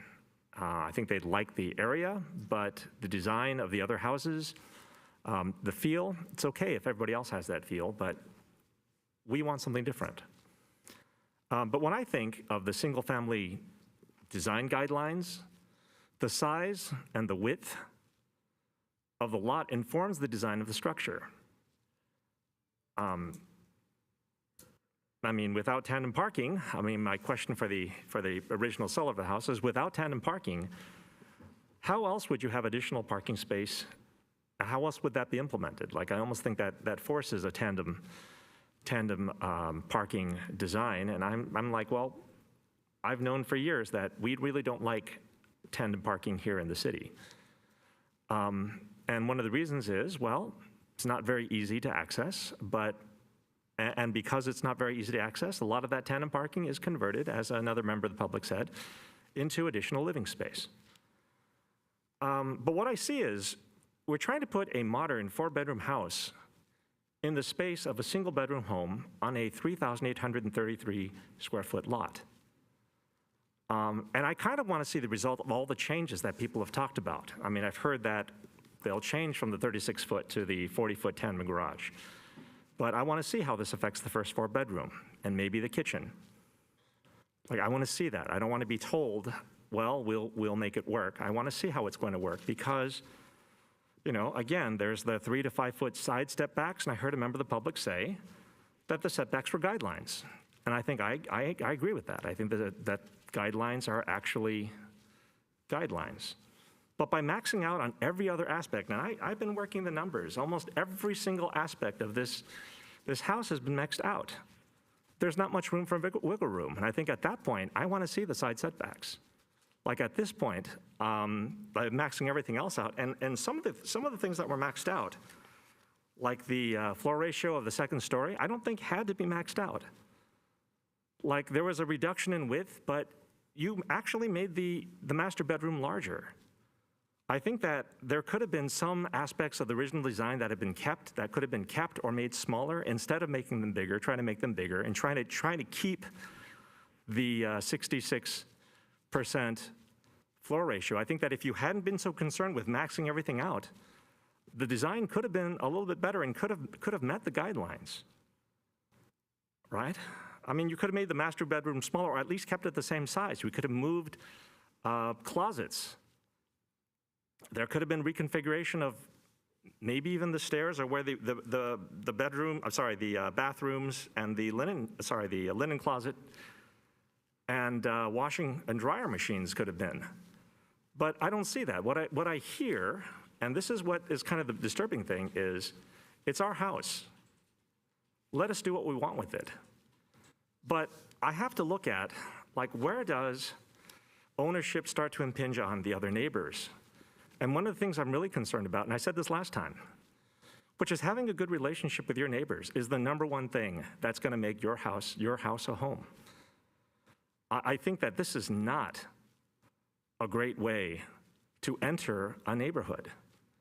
Like, I don't know a lot of the people here.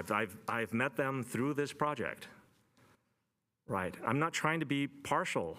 You know, I don't own a historic home. Like, at some point, I don't have my perfect house, but I'm very cognizant of my neighbors and what people are doing around me. And like I said, the size, the width of a lot informs the design of the structure, especially when we have guidelines, single-family design guidelines. And what's also disturbing to me is when I hear staff kind of skirt these guidelines and look at, and I've heard this word again and again and again, objective standards and numbers. Well, I'm going to say that this is a historic neighborhood. Historic neighborhoods are not about just numbers and objective designs. I hear Councilmember Becker, and I kind of agree, which is there are lots of mistakes that have been made. It doesn't mean that we have to continue making those mistakes. I've heard people say that we've lost a lot of, they know the houses. The people that live in the neighborhood know the houses, right? I mean, this is one of the concerns about moving into a historic neighborhood, which is you have to understand the history and the concerns of the people who live there. And I feel that the applicant in this case basically said, I don't care. This is our house. And unfortunately, this is like the only chance we're going to get to make our dream home. So we're going to try to get everything we can out of it. I think that if what you want is a dream home, spend the money that you would have used to do this. Buy the house that you want. That's really hard, I know. But I can't see. And I tried really hard. Like up here, the only thing I did is I tried to justify by what staff said, by the numbers, and at the end of the day, The numbers didn't quite work out for me. The design didn't quite, the story behind the design, I ran the numbers, and they're almost exactly at the maximums. That doesn't build a good story for me. That's not a good narrative on my side. I hear concessions that, well, we can make the garage longer, we can do all these different things. Well, I want to see that in the design before I approve this project, because everything else tells me that we're trying to max out this design. So I'm also going to vote for denial of this project based on, I just don't think it fits. But more importantly, I think that there was some outreach to neighbors, and I think there was some listening, but I don't know if there was a lot of hearing. Thank you. Thank you. Councilmember Becker, your light's still on. Yeah, I just wanted to add a quick comment. I know that there's a lot of, emotions involved in this and a lot of concerns, but I want to make sure that, there couldn't have been a decision be made, and that's why we're here tonight, is because there wasn't a decision be made. There couldn't be a resolve, and usually this is administrative, and now we're here tonight, and so this is why I am supporting this motion this specific way, is because we have to make a decision. So thank you. All right, other council members?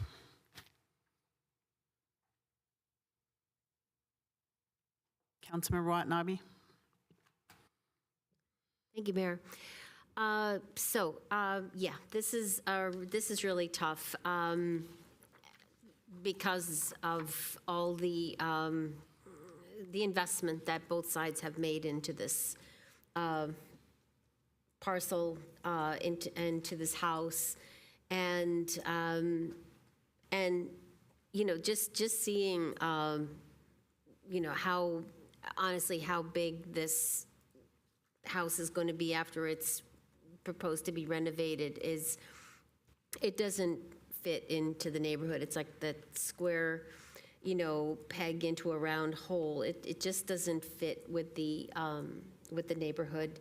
I was just sorry that there were some of the houses, that are currently in the neighborhood, and they fit with the neighborhood and what would the purpose of the old quad and how it was designed.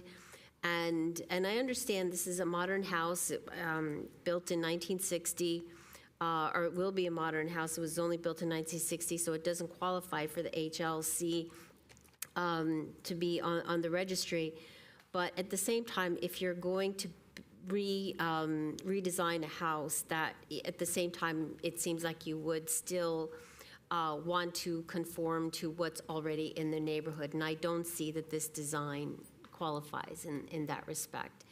And I feel very badly because I understand you bought the property, with the intent of a dream home.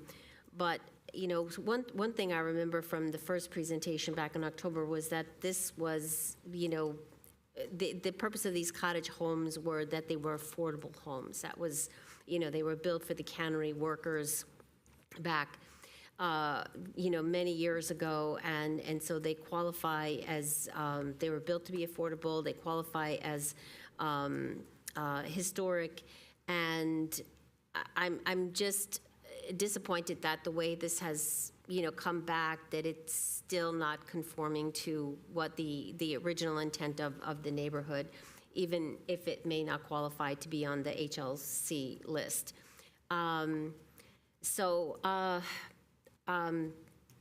If there's any way, if the applicant is willing to bring it back, bring it back and come up with the other, another design that will, qualify it as, fitting in the neighborhood, I think that's honestly, it's the best thing to do. I mean, you have invested a lot at this point, or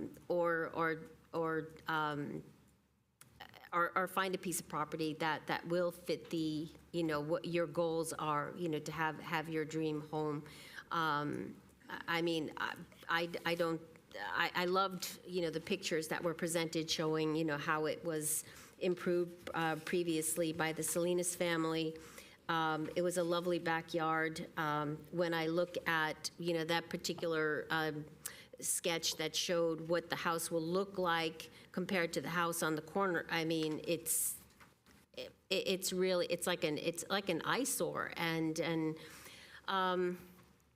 So anyway, I obviously I am not going to support, or I'm supporting the motion that's on the floor.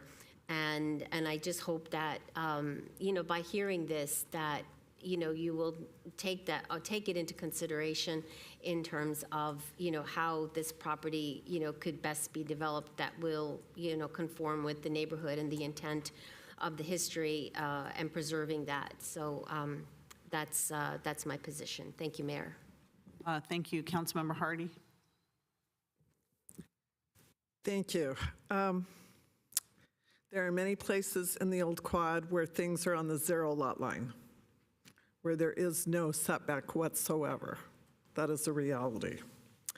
I think designing from the dais is very dangerous and nearly impossible. I did sit on the architectural review for many, many years. And looking at things, trying different possibilities, and working on that was the way to do it. But I think this checks enough of the boxes, and that there is a reality when it is someone's home. And I had not heard well enough that it is detrimental to the neighborhood, because that is a subjective situation. And yes, I've sat on the Planning Commission, I've sat on the HLC, and I've worked on a lot of preservation. And I think it is subjective, and I don't see supporting this motion to die. Thank you. Thank you. Councilmember Chahal, do you want to speak? Thank you, Mayor. So I also sat on Architecture Review Committee, and that was a very good forum to solve some of these issues, basically. We used to sit formally, informally over here, and discussion would go for, even for one project, for maybe half an hour, 1 hour or something. And there was a lot of to and forth between the one party and the other party, opposing party or the proposing party, basically. But they would come up with the solutions. And most of the time, there were some amicable solutions within the neighborhood. And we had neighborhood people who were in numbers, like we had 25, 30 people for or against some project. But at the end of a day, they used to shake hands and find out what's going on and how we can make it work. And I agree, this lot of boxes are checking. It checks most of boxes, and it's a tough decision for me, like which way I should be going on this one, because the lot size is a very odd lot size. And I know that initially they were going for a PD type of a zoning, which has been removed right now. That's not a question. So right now we are only talking about the architecture issue on this thing, basically. And our architecture guidelines are very subjective, and those are only called guidelines. And they're not embedded into a code like, okay, you have to follow this, follow that. And I know the request is to go for 3 to 5 feet and the second story, so to reduce the massing. But still we used to consider, like, if there is some limitation on the lot, on the particular side, there are some issues. There were variances, I should not call variances, there were approvals which were done that we can basically say, okay, what max you can do. And I remember I asked the applicant if you can reduce the setback on the first floor, basically, and they did that. And to me, there's a reason why the state is coming after land use policies of the cities, basically. Why are we having lot splits? There's no control over it now. Any lot which is more than 2,400 square feet can be split into 2 lots. You can't control it. And whether it's in Old Quad or in my neighborhood or any neighborhood, the state is coming after these things, and they can do that. And the ADU relaxations, like 3 feet setback only, 3 feet setback on the site. You can build an ADU with 3 feet. So I know that I still think if both these parties, like neighborhood, you can sit together and do something, because I have objection to one of the bedroom where you are not meeting fire code. If you reduce that room, because you cannot use that as a bedroom, if you reduce that room and reduce some massing and come up with something which is like, you really need to talk to each other. That's my question. Like, it's a question of how you can make it happen. If that room is not a bedroom, you can try to reduce some massing. Like, I know you did mention, the applicant did mention that it's only 6 square feet more than what earlier, and you are ready to reduce 6. I would say, why don't you reduce 6 plus something more and bring it back, and talk to I'm ready to join you for a coffee or a tea with both the parties. I'll come over there. I'll bring coffee for both of you if you can make it happen. And once you start discussion, I'll leave from there. So I think you can make it happen. You can do it. And I understand that lot is very odd lot, and you are checking some of the boxes, but one of the major boxes is how we can have a amicable neighborhood. And that's what I'm trying to do. So my suggestion would be, let's give it one more try. If by reducing massing on one way or the other. And I know you, on the ground floor, you still have 25 feet setback on the back. 25 feet, and in the front you have 17 feet, right? So if that's the case, you can increase your ground floor and reduce the massing on the top floor. I think the ground floor, you have a setback of 20 feet from the back, 20 feet, right? You still have room to reduce by 5 feet. So I would still ask the council to please send it back. Let's give it one more shot and come up if they can work out something, and they can build a house and everybody can be happy on that. That's my suggestion. Thank you. Thank you, Councilmember Chahal. So I think by all the comments here, it's apparent that this project is not going to pass in its current form. I just want to say, first of all, I've heard a lot of things tonight. First of all, yes, the applicants are good people. I don't think anybody thought that you weren't. You're very good people, and you're a welcome addition to the neighborhood, and I don't think anybody that is a neighbor is saying that you're not. So I wanted to get that out there, because I think it's important that at the end of the day, however this house is designed, everyone has to live in the same neighborhood. So it's important that I think everybody understands that. And then a couple things I heard about our staff. Yes, our staff, they are trained professionals. I would stand by that 100%, that our staff are trained professionals and they're not trying to skirt guidelines of any nature or form.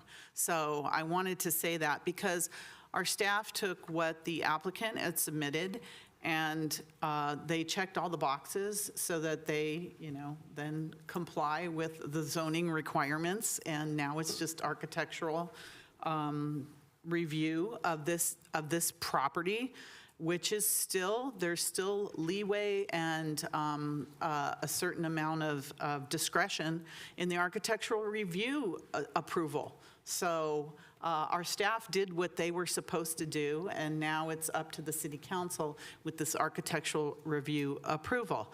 We have an architectural review committee. It just consists of staff. And maybe at the end of the day, I think, as Councilmember Chahal alluded to, maybe it's bringing it back to a body where it could be negotiated with the property owner and the neighborhood.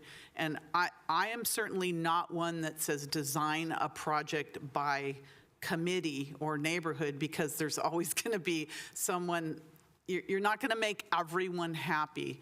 But I think in this situation, I think there's a common theme that has come out from the last public hearing to this public hearing, was that the project and the property and the massing doesn't fit with the character of the neighborhood. For me, that's what I'm hearing loud and clear from last time.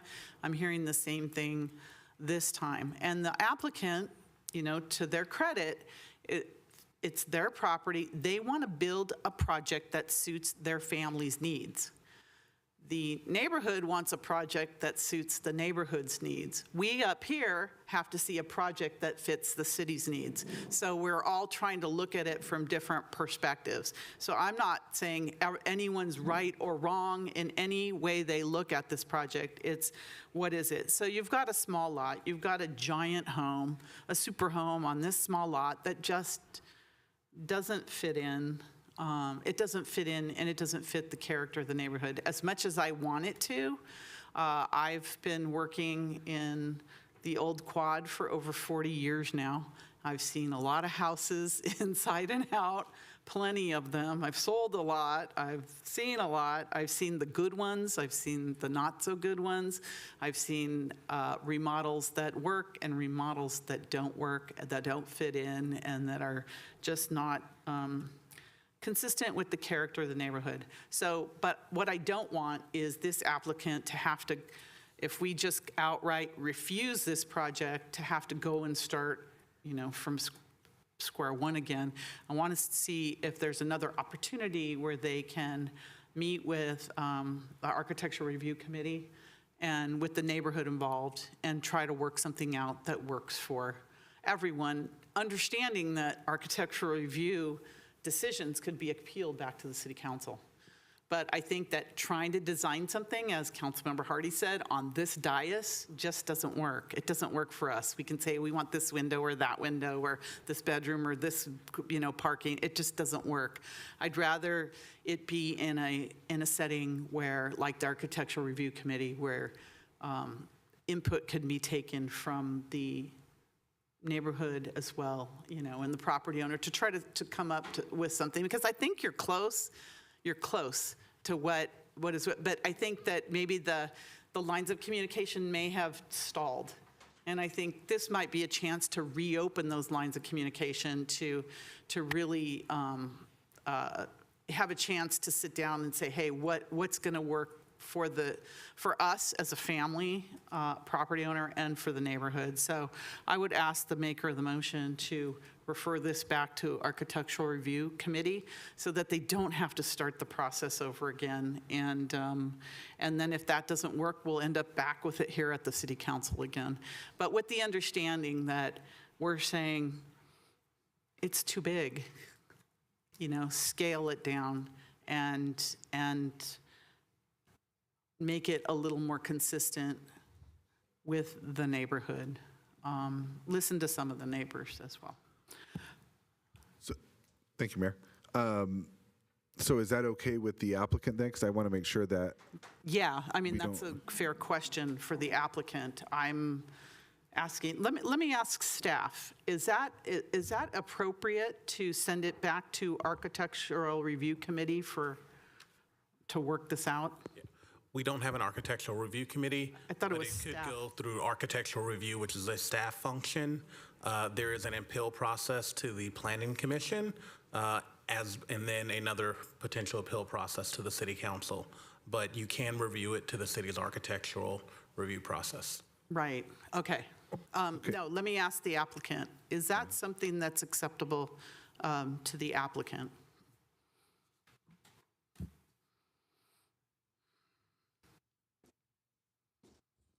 First of all, I would love to have coffee with you, Councilmember Chahal. He's buying too. He's Yeah. going to buy. Okay. Yeah, with them. I'll concede to that. This is intense, right? My watch is telling me it's intense. I'm damn near having a heart attack, right? No, take a breath. Take yes. a breath. Okay. Woosah. Yeah. But I mean, at this point,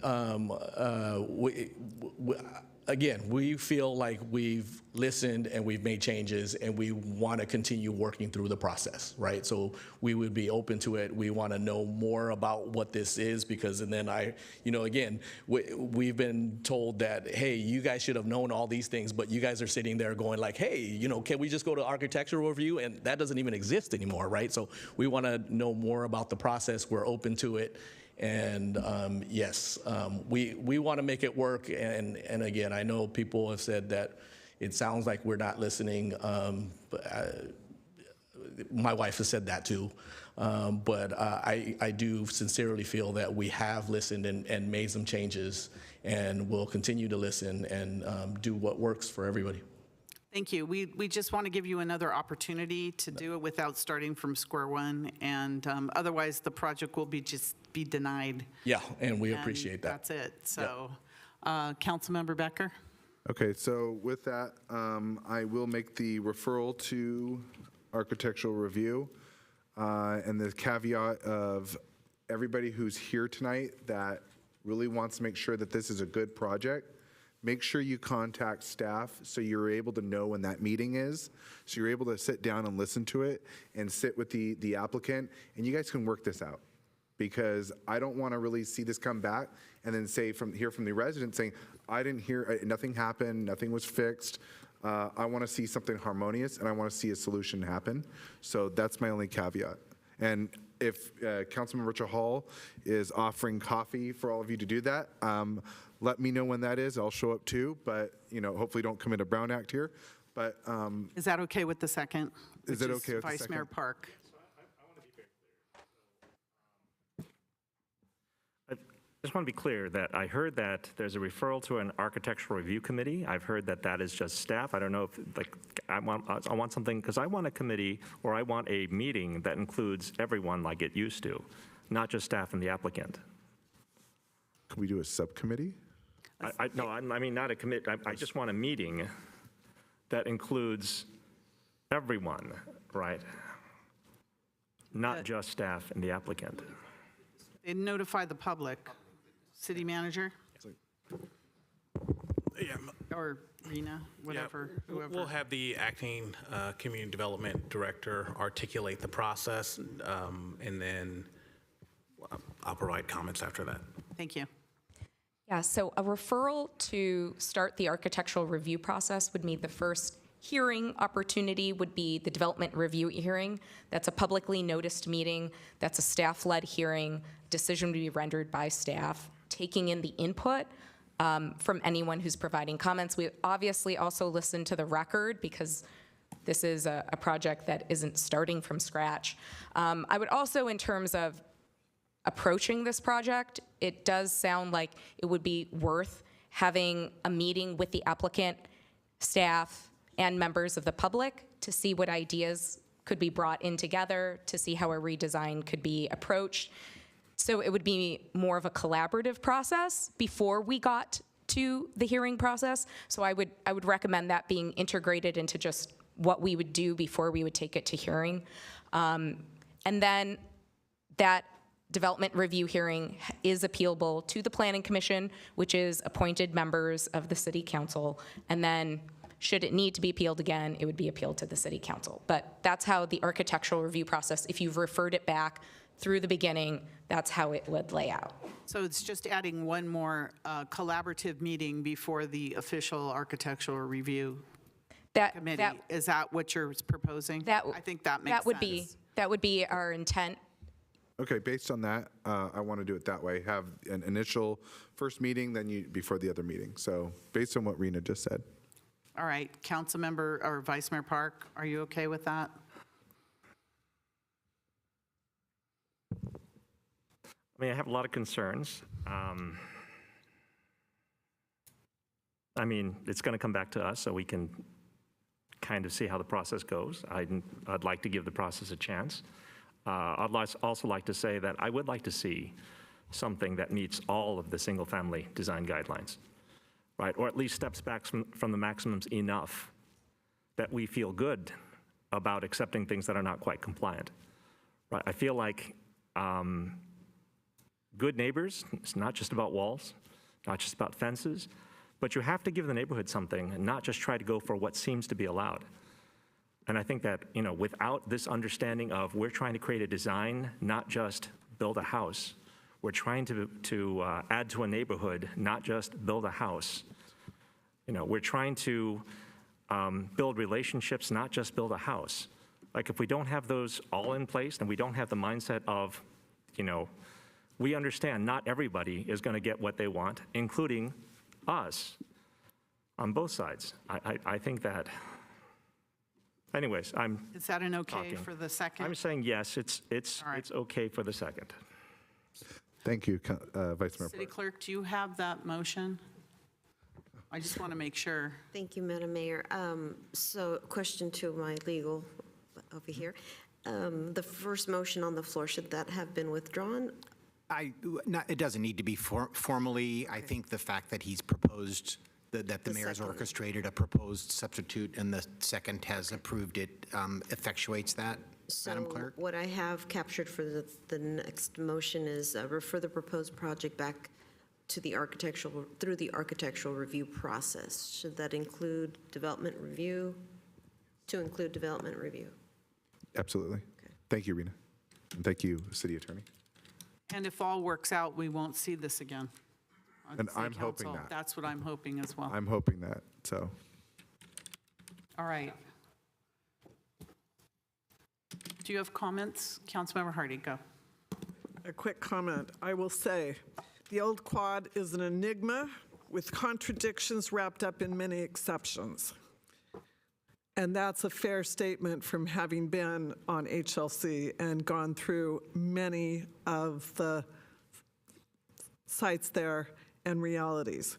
So please do not think that the old quad is a homogeneous situation. It has changed, it has evolved, and we are not proposing here to knock down a Victorian with a bulldozer, which unfortunately we've done in the past. Thank you. Thank you. Councilmember Chahal, your light's still on? Okay. All right, City Clerk, when you're ready.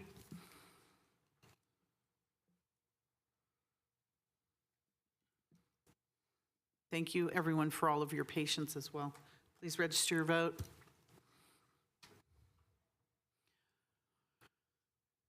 And that passes unanimously with those on the dais. So good luck, everyone. Please work together the best that you can and have patience with each other as well. Thank you very much. All right. We're going to take a 5-minute break. Thank you.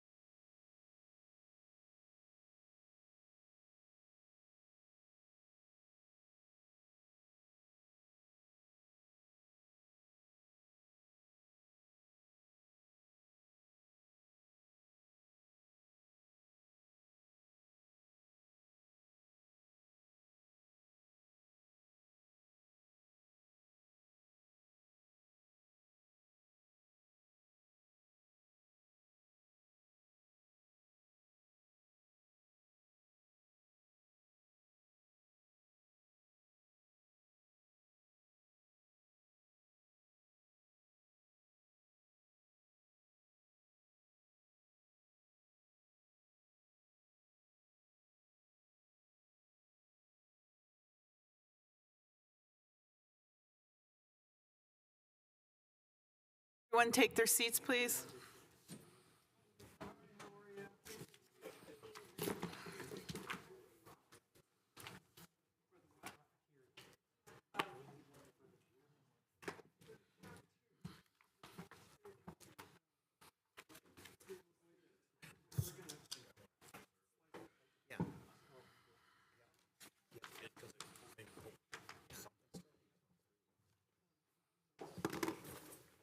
We're okay?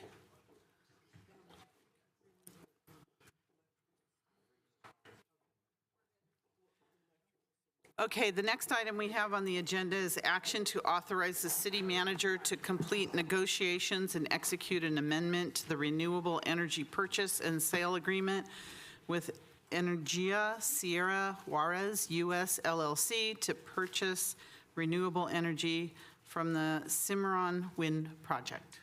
City manager. Good evening, Mayor, Council, members of the public. Javon Grogan, City Manager. The item that is before you relates to a renewable energy purchase agreement. As will be described in the presentation, the agreement will assist Silicon Valley Power to meet the California Renewable Portfolio Standards. The amendment is proposed to a October 2022 agreement that was approved based on prior City Council authorization, which includes various language changes as well as an increase in cost. As you'll hear, there are a number of reasons for the increase in costs, permitting costs, inflation, as well as supply chain. However, this project is very important to not only meet our renewable energy standards, but also to provide security as well as performance standards for the project. And there's a very limited pool of companies that provide this service. So the presentation tonight will be provided by Manuel Pineda, the city's Chief Electric Utility Officer. Thank you. Welcome. Oh, you got everything there? I got everything. I know it's Okay, taken good. me a while to set up over here today. Good evening, Mayor, members of the council. Pleasure to be here tonight. Manuel Pineda, Chief Electric Utility Officer, and I do want to note that we have a number of members of our team on Zoom as well, joining via Zoom. So happy to get into the presentation, very short for you today. As the city manager mentioned, we had an agreement that was signed in October of 2022 per previous council action. It's a fairly large project for us, a large PPA, 300 megawatts, about 1 million megawatt hours annually for the project with a 20-year term. So a lot of power over a lot of years for Silicon Valley Power. The project is located in Mexico, but it is part of the CAISO and is connected to a substation in San Diego.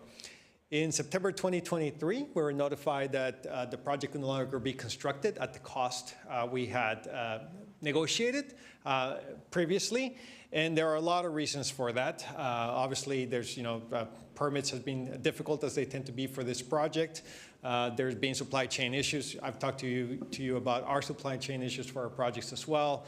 Inflation and financing were a couple of other considerations. Based on that, they pushed back their operational date from 12/24 to 4/20/26 as they proceed with the project and getting all their permits. So staff has been working diligently over the last few months with the developer to discuss the options to move forward, if we decide to move forward, as well as what alternatives would be for Silicon Valley Power if we chose to not move forward under the new price considerations. So the cost of the contract will increase approximately 37%. That adds to about a $20 to $25 million more a year compared to the original agreement, and approximately $93 million a year for the 20-year term. And of course, that we say approximately because, as you can imagine, the amount of power that's produced is going to vary depending on the conditions that happen at the site. As I mentioned, we did review other options. We could, of course, decline to move forward with the price increase and abandon the project. And there's language in the agreement that would need to be addressed as part of that if that's what we wanted to do it. But as a staff, we do have concerns about meeting our renewable and the state's goals without this contract. So we do think it's important. And also that if we have less committed pricing in the market where we know what the pricing will going to be, that does expose us to market rates in the future depending on what those market rates would be. So there's a higher level of risk.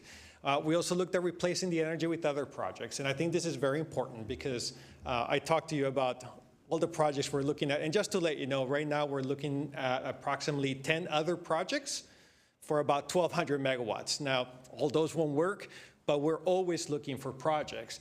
And the important thing to note is that each project is very unique, right? You can't just say, this project's this much, this project's this much.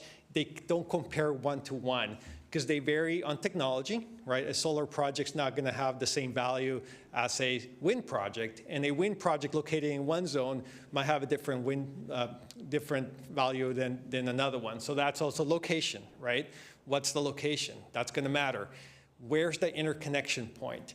Different interconnection points have different values. And then also some projects that you might see might not even be in the CAISO, which also adds additional factors to it. So there's a lot of factors when we look at pricing, and you'll see a big variation in pricing because of that. So they cannot be compared by price alone. In addition to that, this is a fairly large wind project. There are not too many of them, so there's not many available similar projects that we can compare or consider to them. And then there are a lack of alternatives driven by geographic limitations. As we talked about, wind can only be produced in certain parts, right? It cannot be produced everywhere. There's supply chain issues are affecting everyone, including us for our projects. And interconnection for the CAISO can be very difficult. And this project at this point does have an interconnection agreement that has been completed. So that's a significant step that has been taken. So one thing we wanted to add as we're looking at price increases is we wanted to have a stronger agreement from our end that provides additional kind of backup, in case any issues do occur. And I'm not going to go through every bullet point here, but we have increased, as an example, the seller's security deposit. There's additional termination language that's more favorable to us. We have items related to damages. And then also termination, as I mentioned, termination language. So all that has been added to make sure that as the project progresses, we're more protected than we were based on the original agreement. So with that, staff does recommend moving forward the project with the price increases. In summary, we did do an analysis, as we always do. For this location, we look at both the historical prices at the location and also the forecasts, right? And we feel like even with the new pricing, this project still makes sense for us. It is in line with the market events and expectation at this node where the project's going to come in. It is got a unique profile, right, and characteristics that diversifies the project the generation that we have. 300 megawatts of wind is not something we have in our portfolio right now. It's very significant. It gives us more flexibility. And based on the fact that it's such a large wind project, it does have a lack of alternatives where we could do a one-to-one replacement or even replace it with multiple projects. Lastly, starting over from scratch would, of course, extend the timeline significantly, and we do think that increases both the risk from a renewable portfolio standard as well as from a cost standard while we're trying to negotiate those prices. So with all that in mind, our recommendation, I guess I will read it, is to authorize the city manager to negotiate, approve, and execute a First Amendment to the Renewable Energy Purchase and Sale Agreement with Energía Sierra Juárez, U.S. LLC, on the terms presented in an amount of approximately $93 million a year, subject to final review and approval as to form by the city attorney. So that concludes my presentation, of course, available for any questions. Thank you. Councilmember Jane.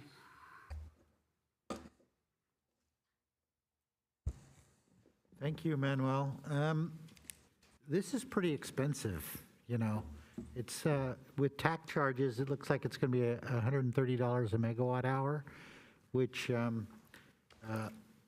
I think we have to do. Can you describe the challenges of trying to meet the increasing RPS?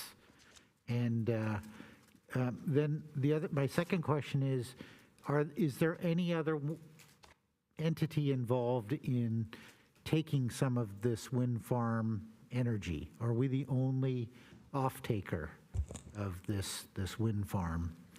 And then are there any issues with getting transmission of this power into Santa Clara? Because it's a lot of power, needs a lot of transmission. So those are, I really like the fact that, being this far away, we're adding geographic diversity to our power sources, so it helps with the statistics of smoothing out the power generation. So I'm excited about this project, but it does seem a little expensive to me. All right, Councilmember Hardy. Thank you. When I looked at the 300 megawatts, I was a little curious as to whether that was capacity or average or the maximum. And I just wondered if there were any struggles. Just reading through the contract, it wasn't clear that it was in Mexico, but I guessed that from reading it. But are there any struggles with bringing that over internationally? I always say water is really easier to store and hard to move. Electricity is easier to move, but very hard to store. So that's why I was wondering also about the capacity, or if that was an average load. And if we had, as Councilmember Jane said, is there anyone else involved in this to lay out the costs or balance that out a little bit was the question. Thank you. Thank you. Councilmember Watanabe. Thank you, Mayor. And so Director Pineda, I have a comment and a question. So by delaying this, I would imagine it would increase more over time, which is why the proposal recommendation is a good one. But at the same time, I'm just wondering, by the increased cost, how is it going to impact the ratepayers? I know we just had an increase, but just concerned about how it's going to impact the ratepayers. Thank you. Good question. Any other council members? Councilmember Chahal. Thank you, Mayor. I just want to have some idea about the other competitive offerings or in the market. Let's say not offering to us, but in the market, what are the other competitive rates for such a contract to that magnitude? Thank you.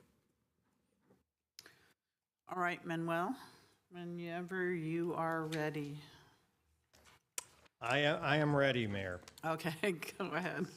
So there's a number of questions, and so got the comment about the cost of the project, and I think there's two different things that we have to look at when we talk about cost. One is that, as I mentioned, right, you can look at a solar project in a different location and say this is the cost for this project, and then a wind project at a different location. As an example, if you look at a solar project and that cost, sometimes during the times of the market, those projects actually go negative in value because there's too much solar in the market and people actually have to pay for them to take the power away.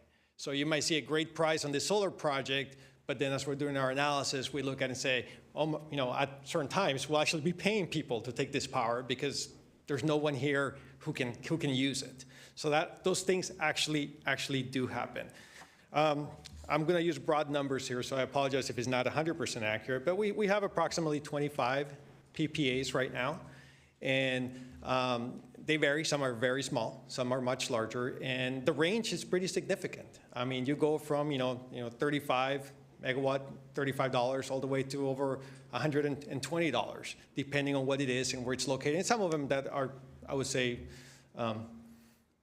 unique, even go way beyond that. What we see on this one is that for a wind project, these costs are in line for wind. It's something where we expect it to be, and you will, and we don't expect, it's in the market, right? So you might go a little less, a little more than that, and for a project of this size, it's very significant for us. I'm going to jump down to the rates, which is the last question, but I think it makes sense to talk about it now.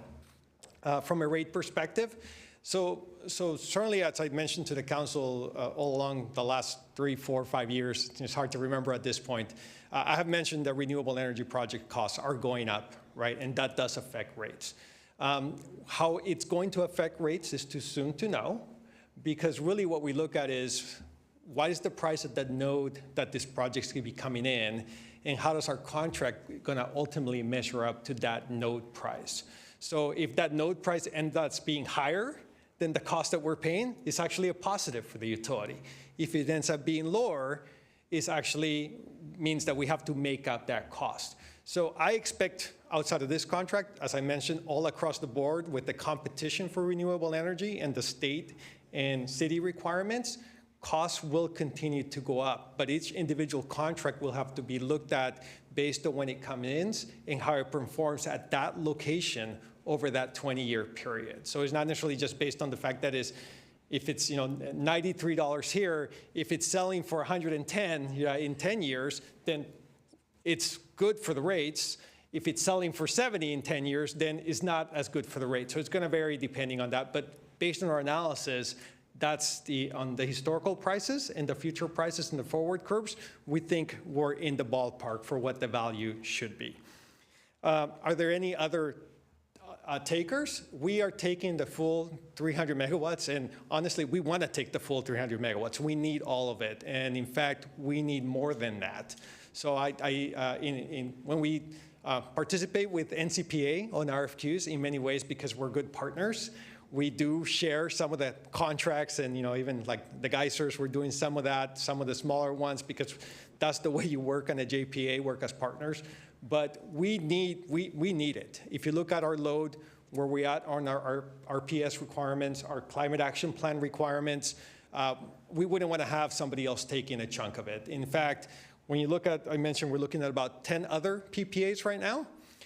We know we won't be successful, but that's about an additional 1,200 to 1,400 megawatts, and we're still exploring more even beyond that. So we wouldn't want to have somebody else take it. We want it because we do have a need for it, both for our current load and our future growth, and to meet our requirements. From a transmission perspective, so this is one of the big, one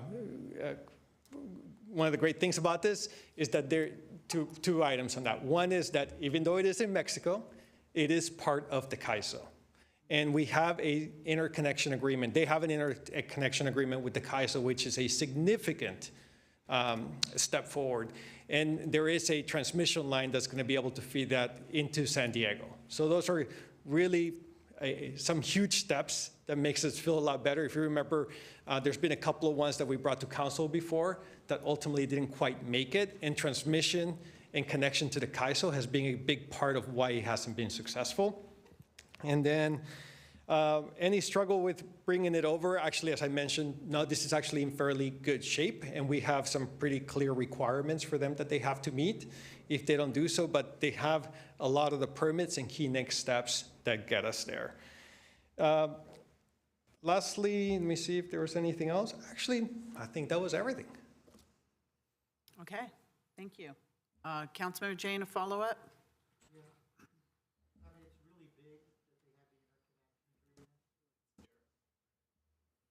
It's really big that they have the interconnection agreement in San Diego, but what about into Santa Clara? Because there's transmission all the way into Santa Clara. Yeah, so and I know we're doing the 2 new high voltage DC lines, but I'm just wondering, is there going to be an issue?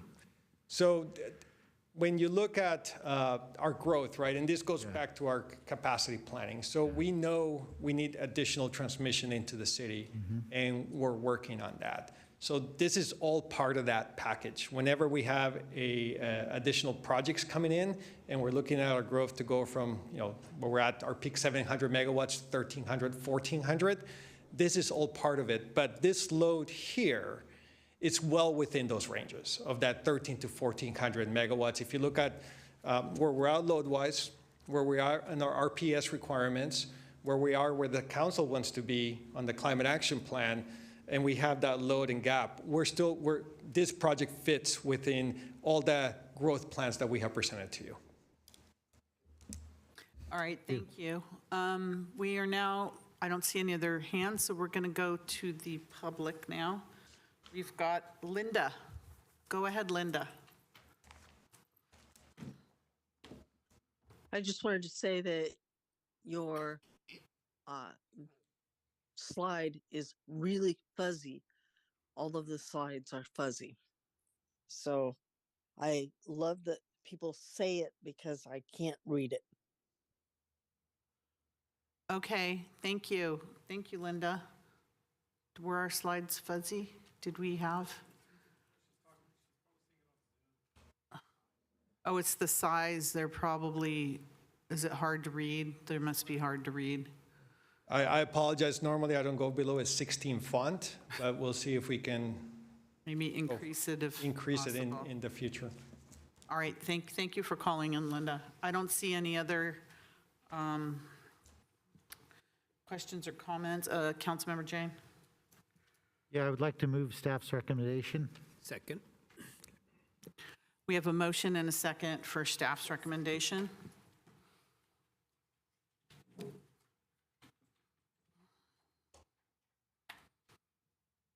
Please register your vote. And that passes unanimously. Thank you very much, Director Pineda and everyone. That was a big decision. Thank you. Okay, so we have next, where are we now? Okay. Oh, item number 5, action to approve a merit-based salary adjustment for city manager and to adopt a resolution approving and adopting the updated unclassified salary plan that increases the annual base salary for the city manager to $418,220.76. Council?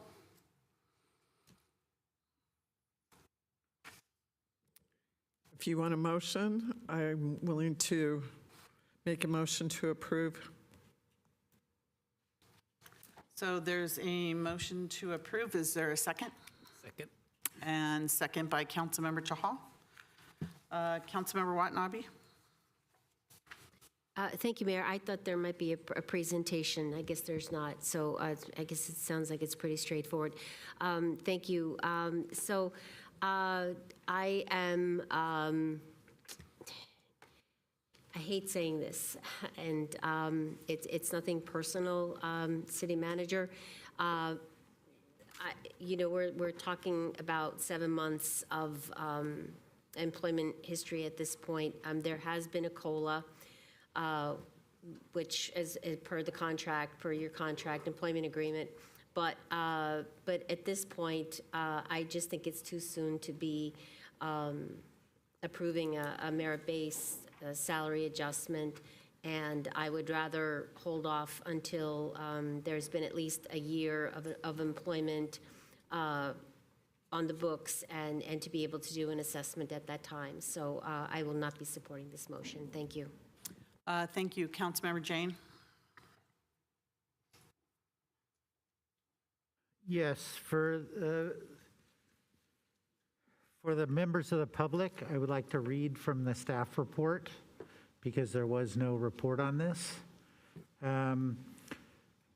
So on December 4th, 2023, the City Council discussed in closed session the performance of the city manager, and on December 12th, considered awarding a merit increase for the city manager.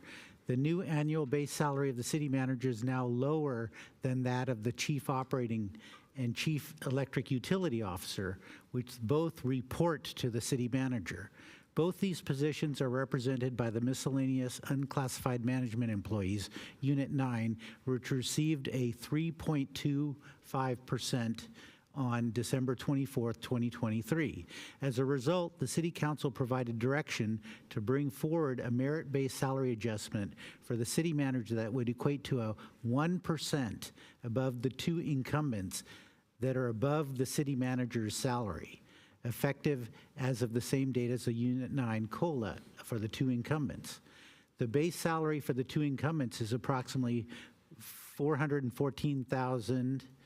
The revised annual base salary for the city manager would need to be revised to $418,220 to be 1% above that for the 2 incumbents. To me, it makes sense that the city manager should be the highest paid employee in the city. Thank you. Thank you. Councilmember Chahal. Thank you, Mayor. Thank you, Councilmember Jane, for repeating that. I agree, we did the similar thing for other compaction issues and the other employees for the city of Santa Clara. So, this is justified in a sense that city manager is the highest post in the city, and if we want to have a and this is just 1% compaction. In the industry standards, the compaction is, I think, almost 10%. The difference should be the 10% between the second. So we are just deciding on just on 1% of that. And I already second the motion, so I'll be supporting this thing. All right, anybody else? Go to the public. Is there anyone in the public that would like to talk about this? I don't see anyone online, no? City Clerk? Nobody? Okay. All right, when you're ready, City Clerk, there's a motion and a second.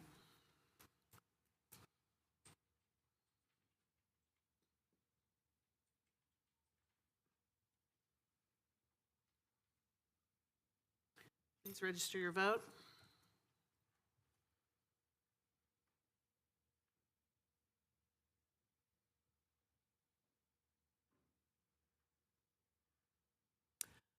And that passes 4-3.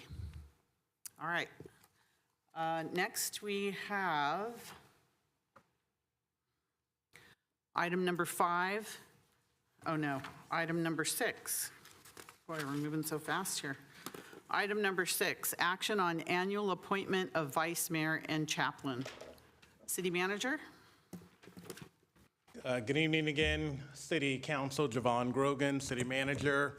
I will present the item that is before you. This is an action on the annual appointment of the vice mayor and chaplain. First, providing a little background, on January 15th, 2019, the City Council adopted a resolution, Resolution 198650, pursuant to our charter, Section 705, which states that the vice mayor shall perform the duties of mayor during the absence of the mayor or disability. Resolution 19-8650 outlines a number of procedures. I will touch on them briefly. In January of each year, the City Council selects a vice mayor and a chaplain by a majority vote of the City Council. The most recent outgoing vice mayor shall serve as the chaplain. The vice mayor shall be the member with the highest seniority in consecutive years on the City Council and who has not previously served as vice mayor. Really briefly, this does not apply this year, but just want to round out the other procedures within the resolution. If 2 or more council members have the same seniority in consecutive years served on the City Council, the vice mayor selected will be the council member who received the most votes in the most recent election. Again, not applying this year. No council member shall serve more than once as vice mayor unless all council members, including those joining the council from a later election, have had the opportunity to serve. And lastly, a council member may choose not to serve as vice mayor or exchange service opportunity and allow another member to take their position in the rotation if a majority of the City Council quorum votes to approve the request. Next slide, a little bit of background about seniority and positioning. Councilmember Anthony Becker is the only member of the City Council who has not served as vice mayor. The previous vice mayor, Kevin Park, as per the procedure in the policy, would serve as a chaplain. So the recommendation that you're receiving tonight pursuant to the resolution that was adopted by the City Council in 2019 is to appoint Councilmember Anthony Becker as vice mayor for approximately 1 year or until the appointment of a successor vice mayor. That is because depending on when your council dates fall, right, it may be a year, it may be a year and a week and a few days. Appoint Vice Mayor Kevin Park as chaplain for approximately 1 year or until the appointment of a successor chaplain in January 2025. And so that is the recommendation you have before you. And again, it is pursuant to the City Council's adopted resolution from 2019. Thank you. Thank you. Councilmember Jane? Yes, I would like to make a motion to approve staff's recommendation. Motion second to approve staff's recommendation. All right. Lee?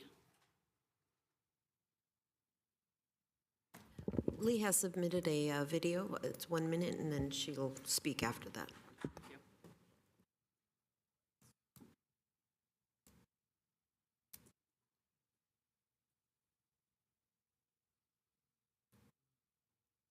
Good evening, Mayor and Council. Does Councilmember Becker deserve to be Vice Mayor?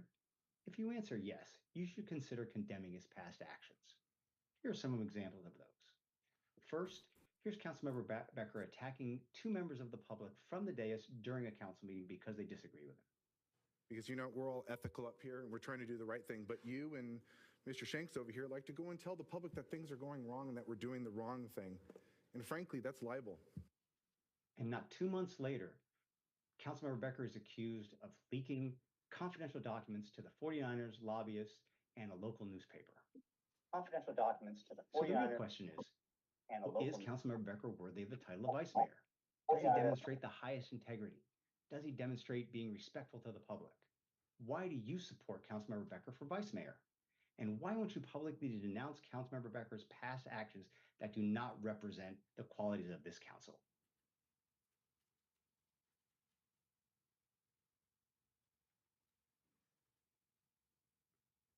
Go ahead. Can you hear me? Yes, we can. Go ahead. Okay. So Can you hear me? Yes, we can. Go ahead. Okay. So we who follow. So can you hear me? Wait, I'm getting feedback. So wait. what do I You need turn to on? mute your computer. Okay, mute my. You need to mute your computer. Mute my. Or turn down the volume. Okay. Can you hear me now? Yes, better, thank you. No? Yes, we can. We can, yes. Go ahead. Okay, to turn it down. No? Yes, we can. We Okay. can, yes. Go ahead. So we who watch these meetings have witnessed the bad behavior of Miss Councilmember Anthony Becker. Can you imagine if he had one of his episodes as Vice Mayor of the city of Santa Clara? It would almost be as embarrassing as having an indicted felon serving on the city council. Thank you. Having an indicted felon serving on the city council. Thank you. All right, is there anyone else that we have online? All right, we have a motion and a second for staff recommendation for Councilmember Becker as Vice Mayor and Vice Mayor Park as chaplain.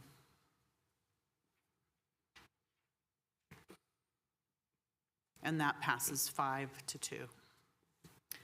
All right, next we have reports of members and special committees.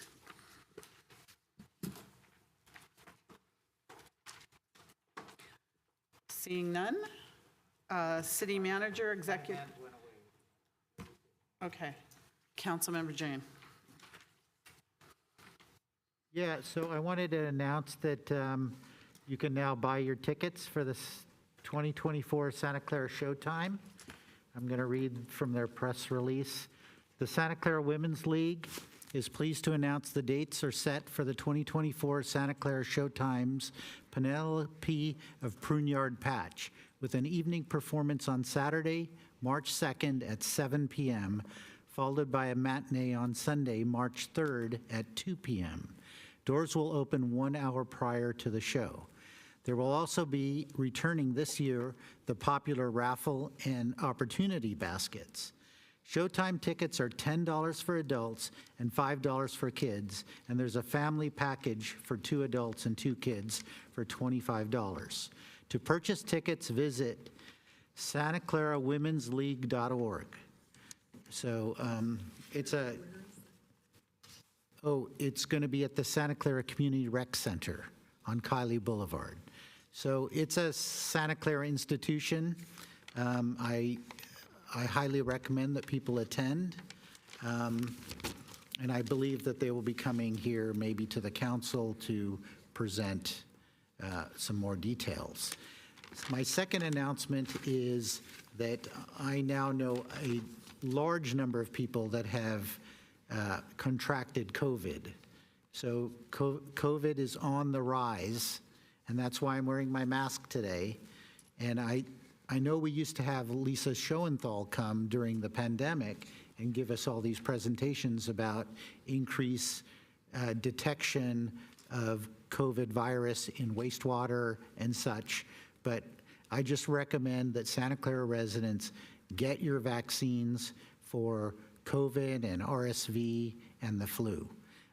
But many, many people are getting COVID this year, including, I'll just say, one of my robotics students went to India, and he is now going to miss our tournament because he couldn't make his flight to come back.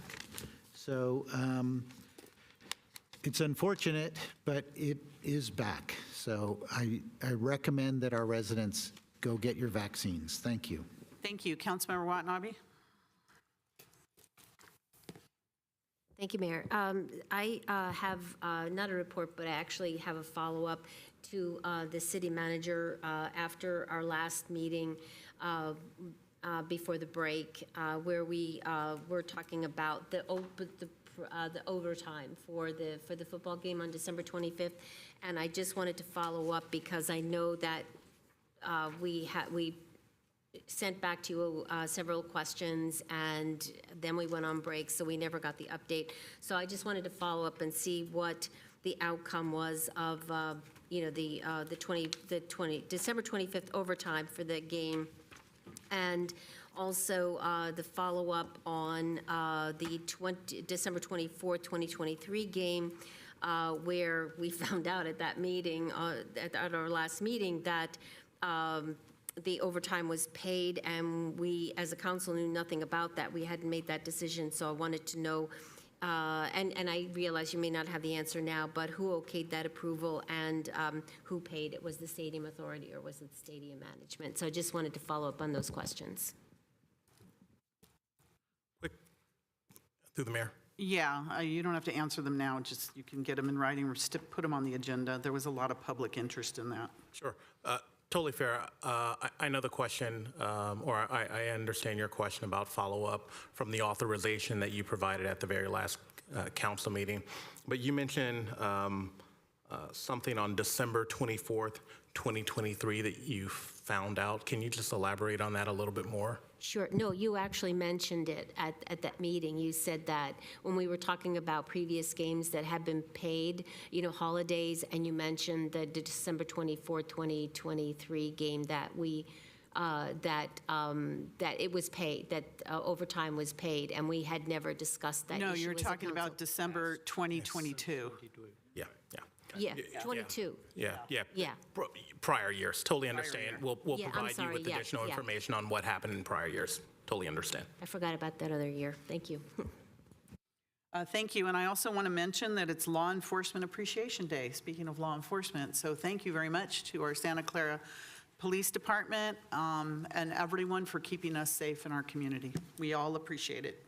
All right, do I have a motion and a second to adjourn? So moved. Motion second to adjourn. City Clerk, when you're ready. Oh, Executive Director report, I passed that up. No report. Okay, thank you. Motion second to adjourn.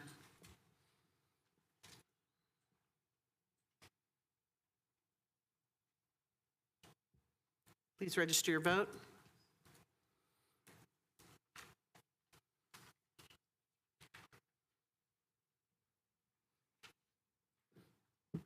And that passes unanimously, and this meeting is adjourned. Thank you.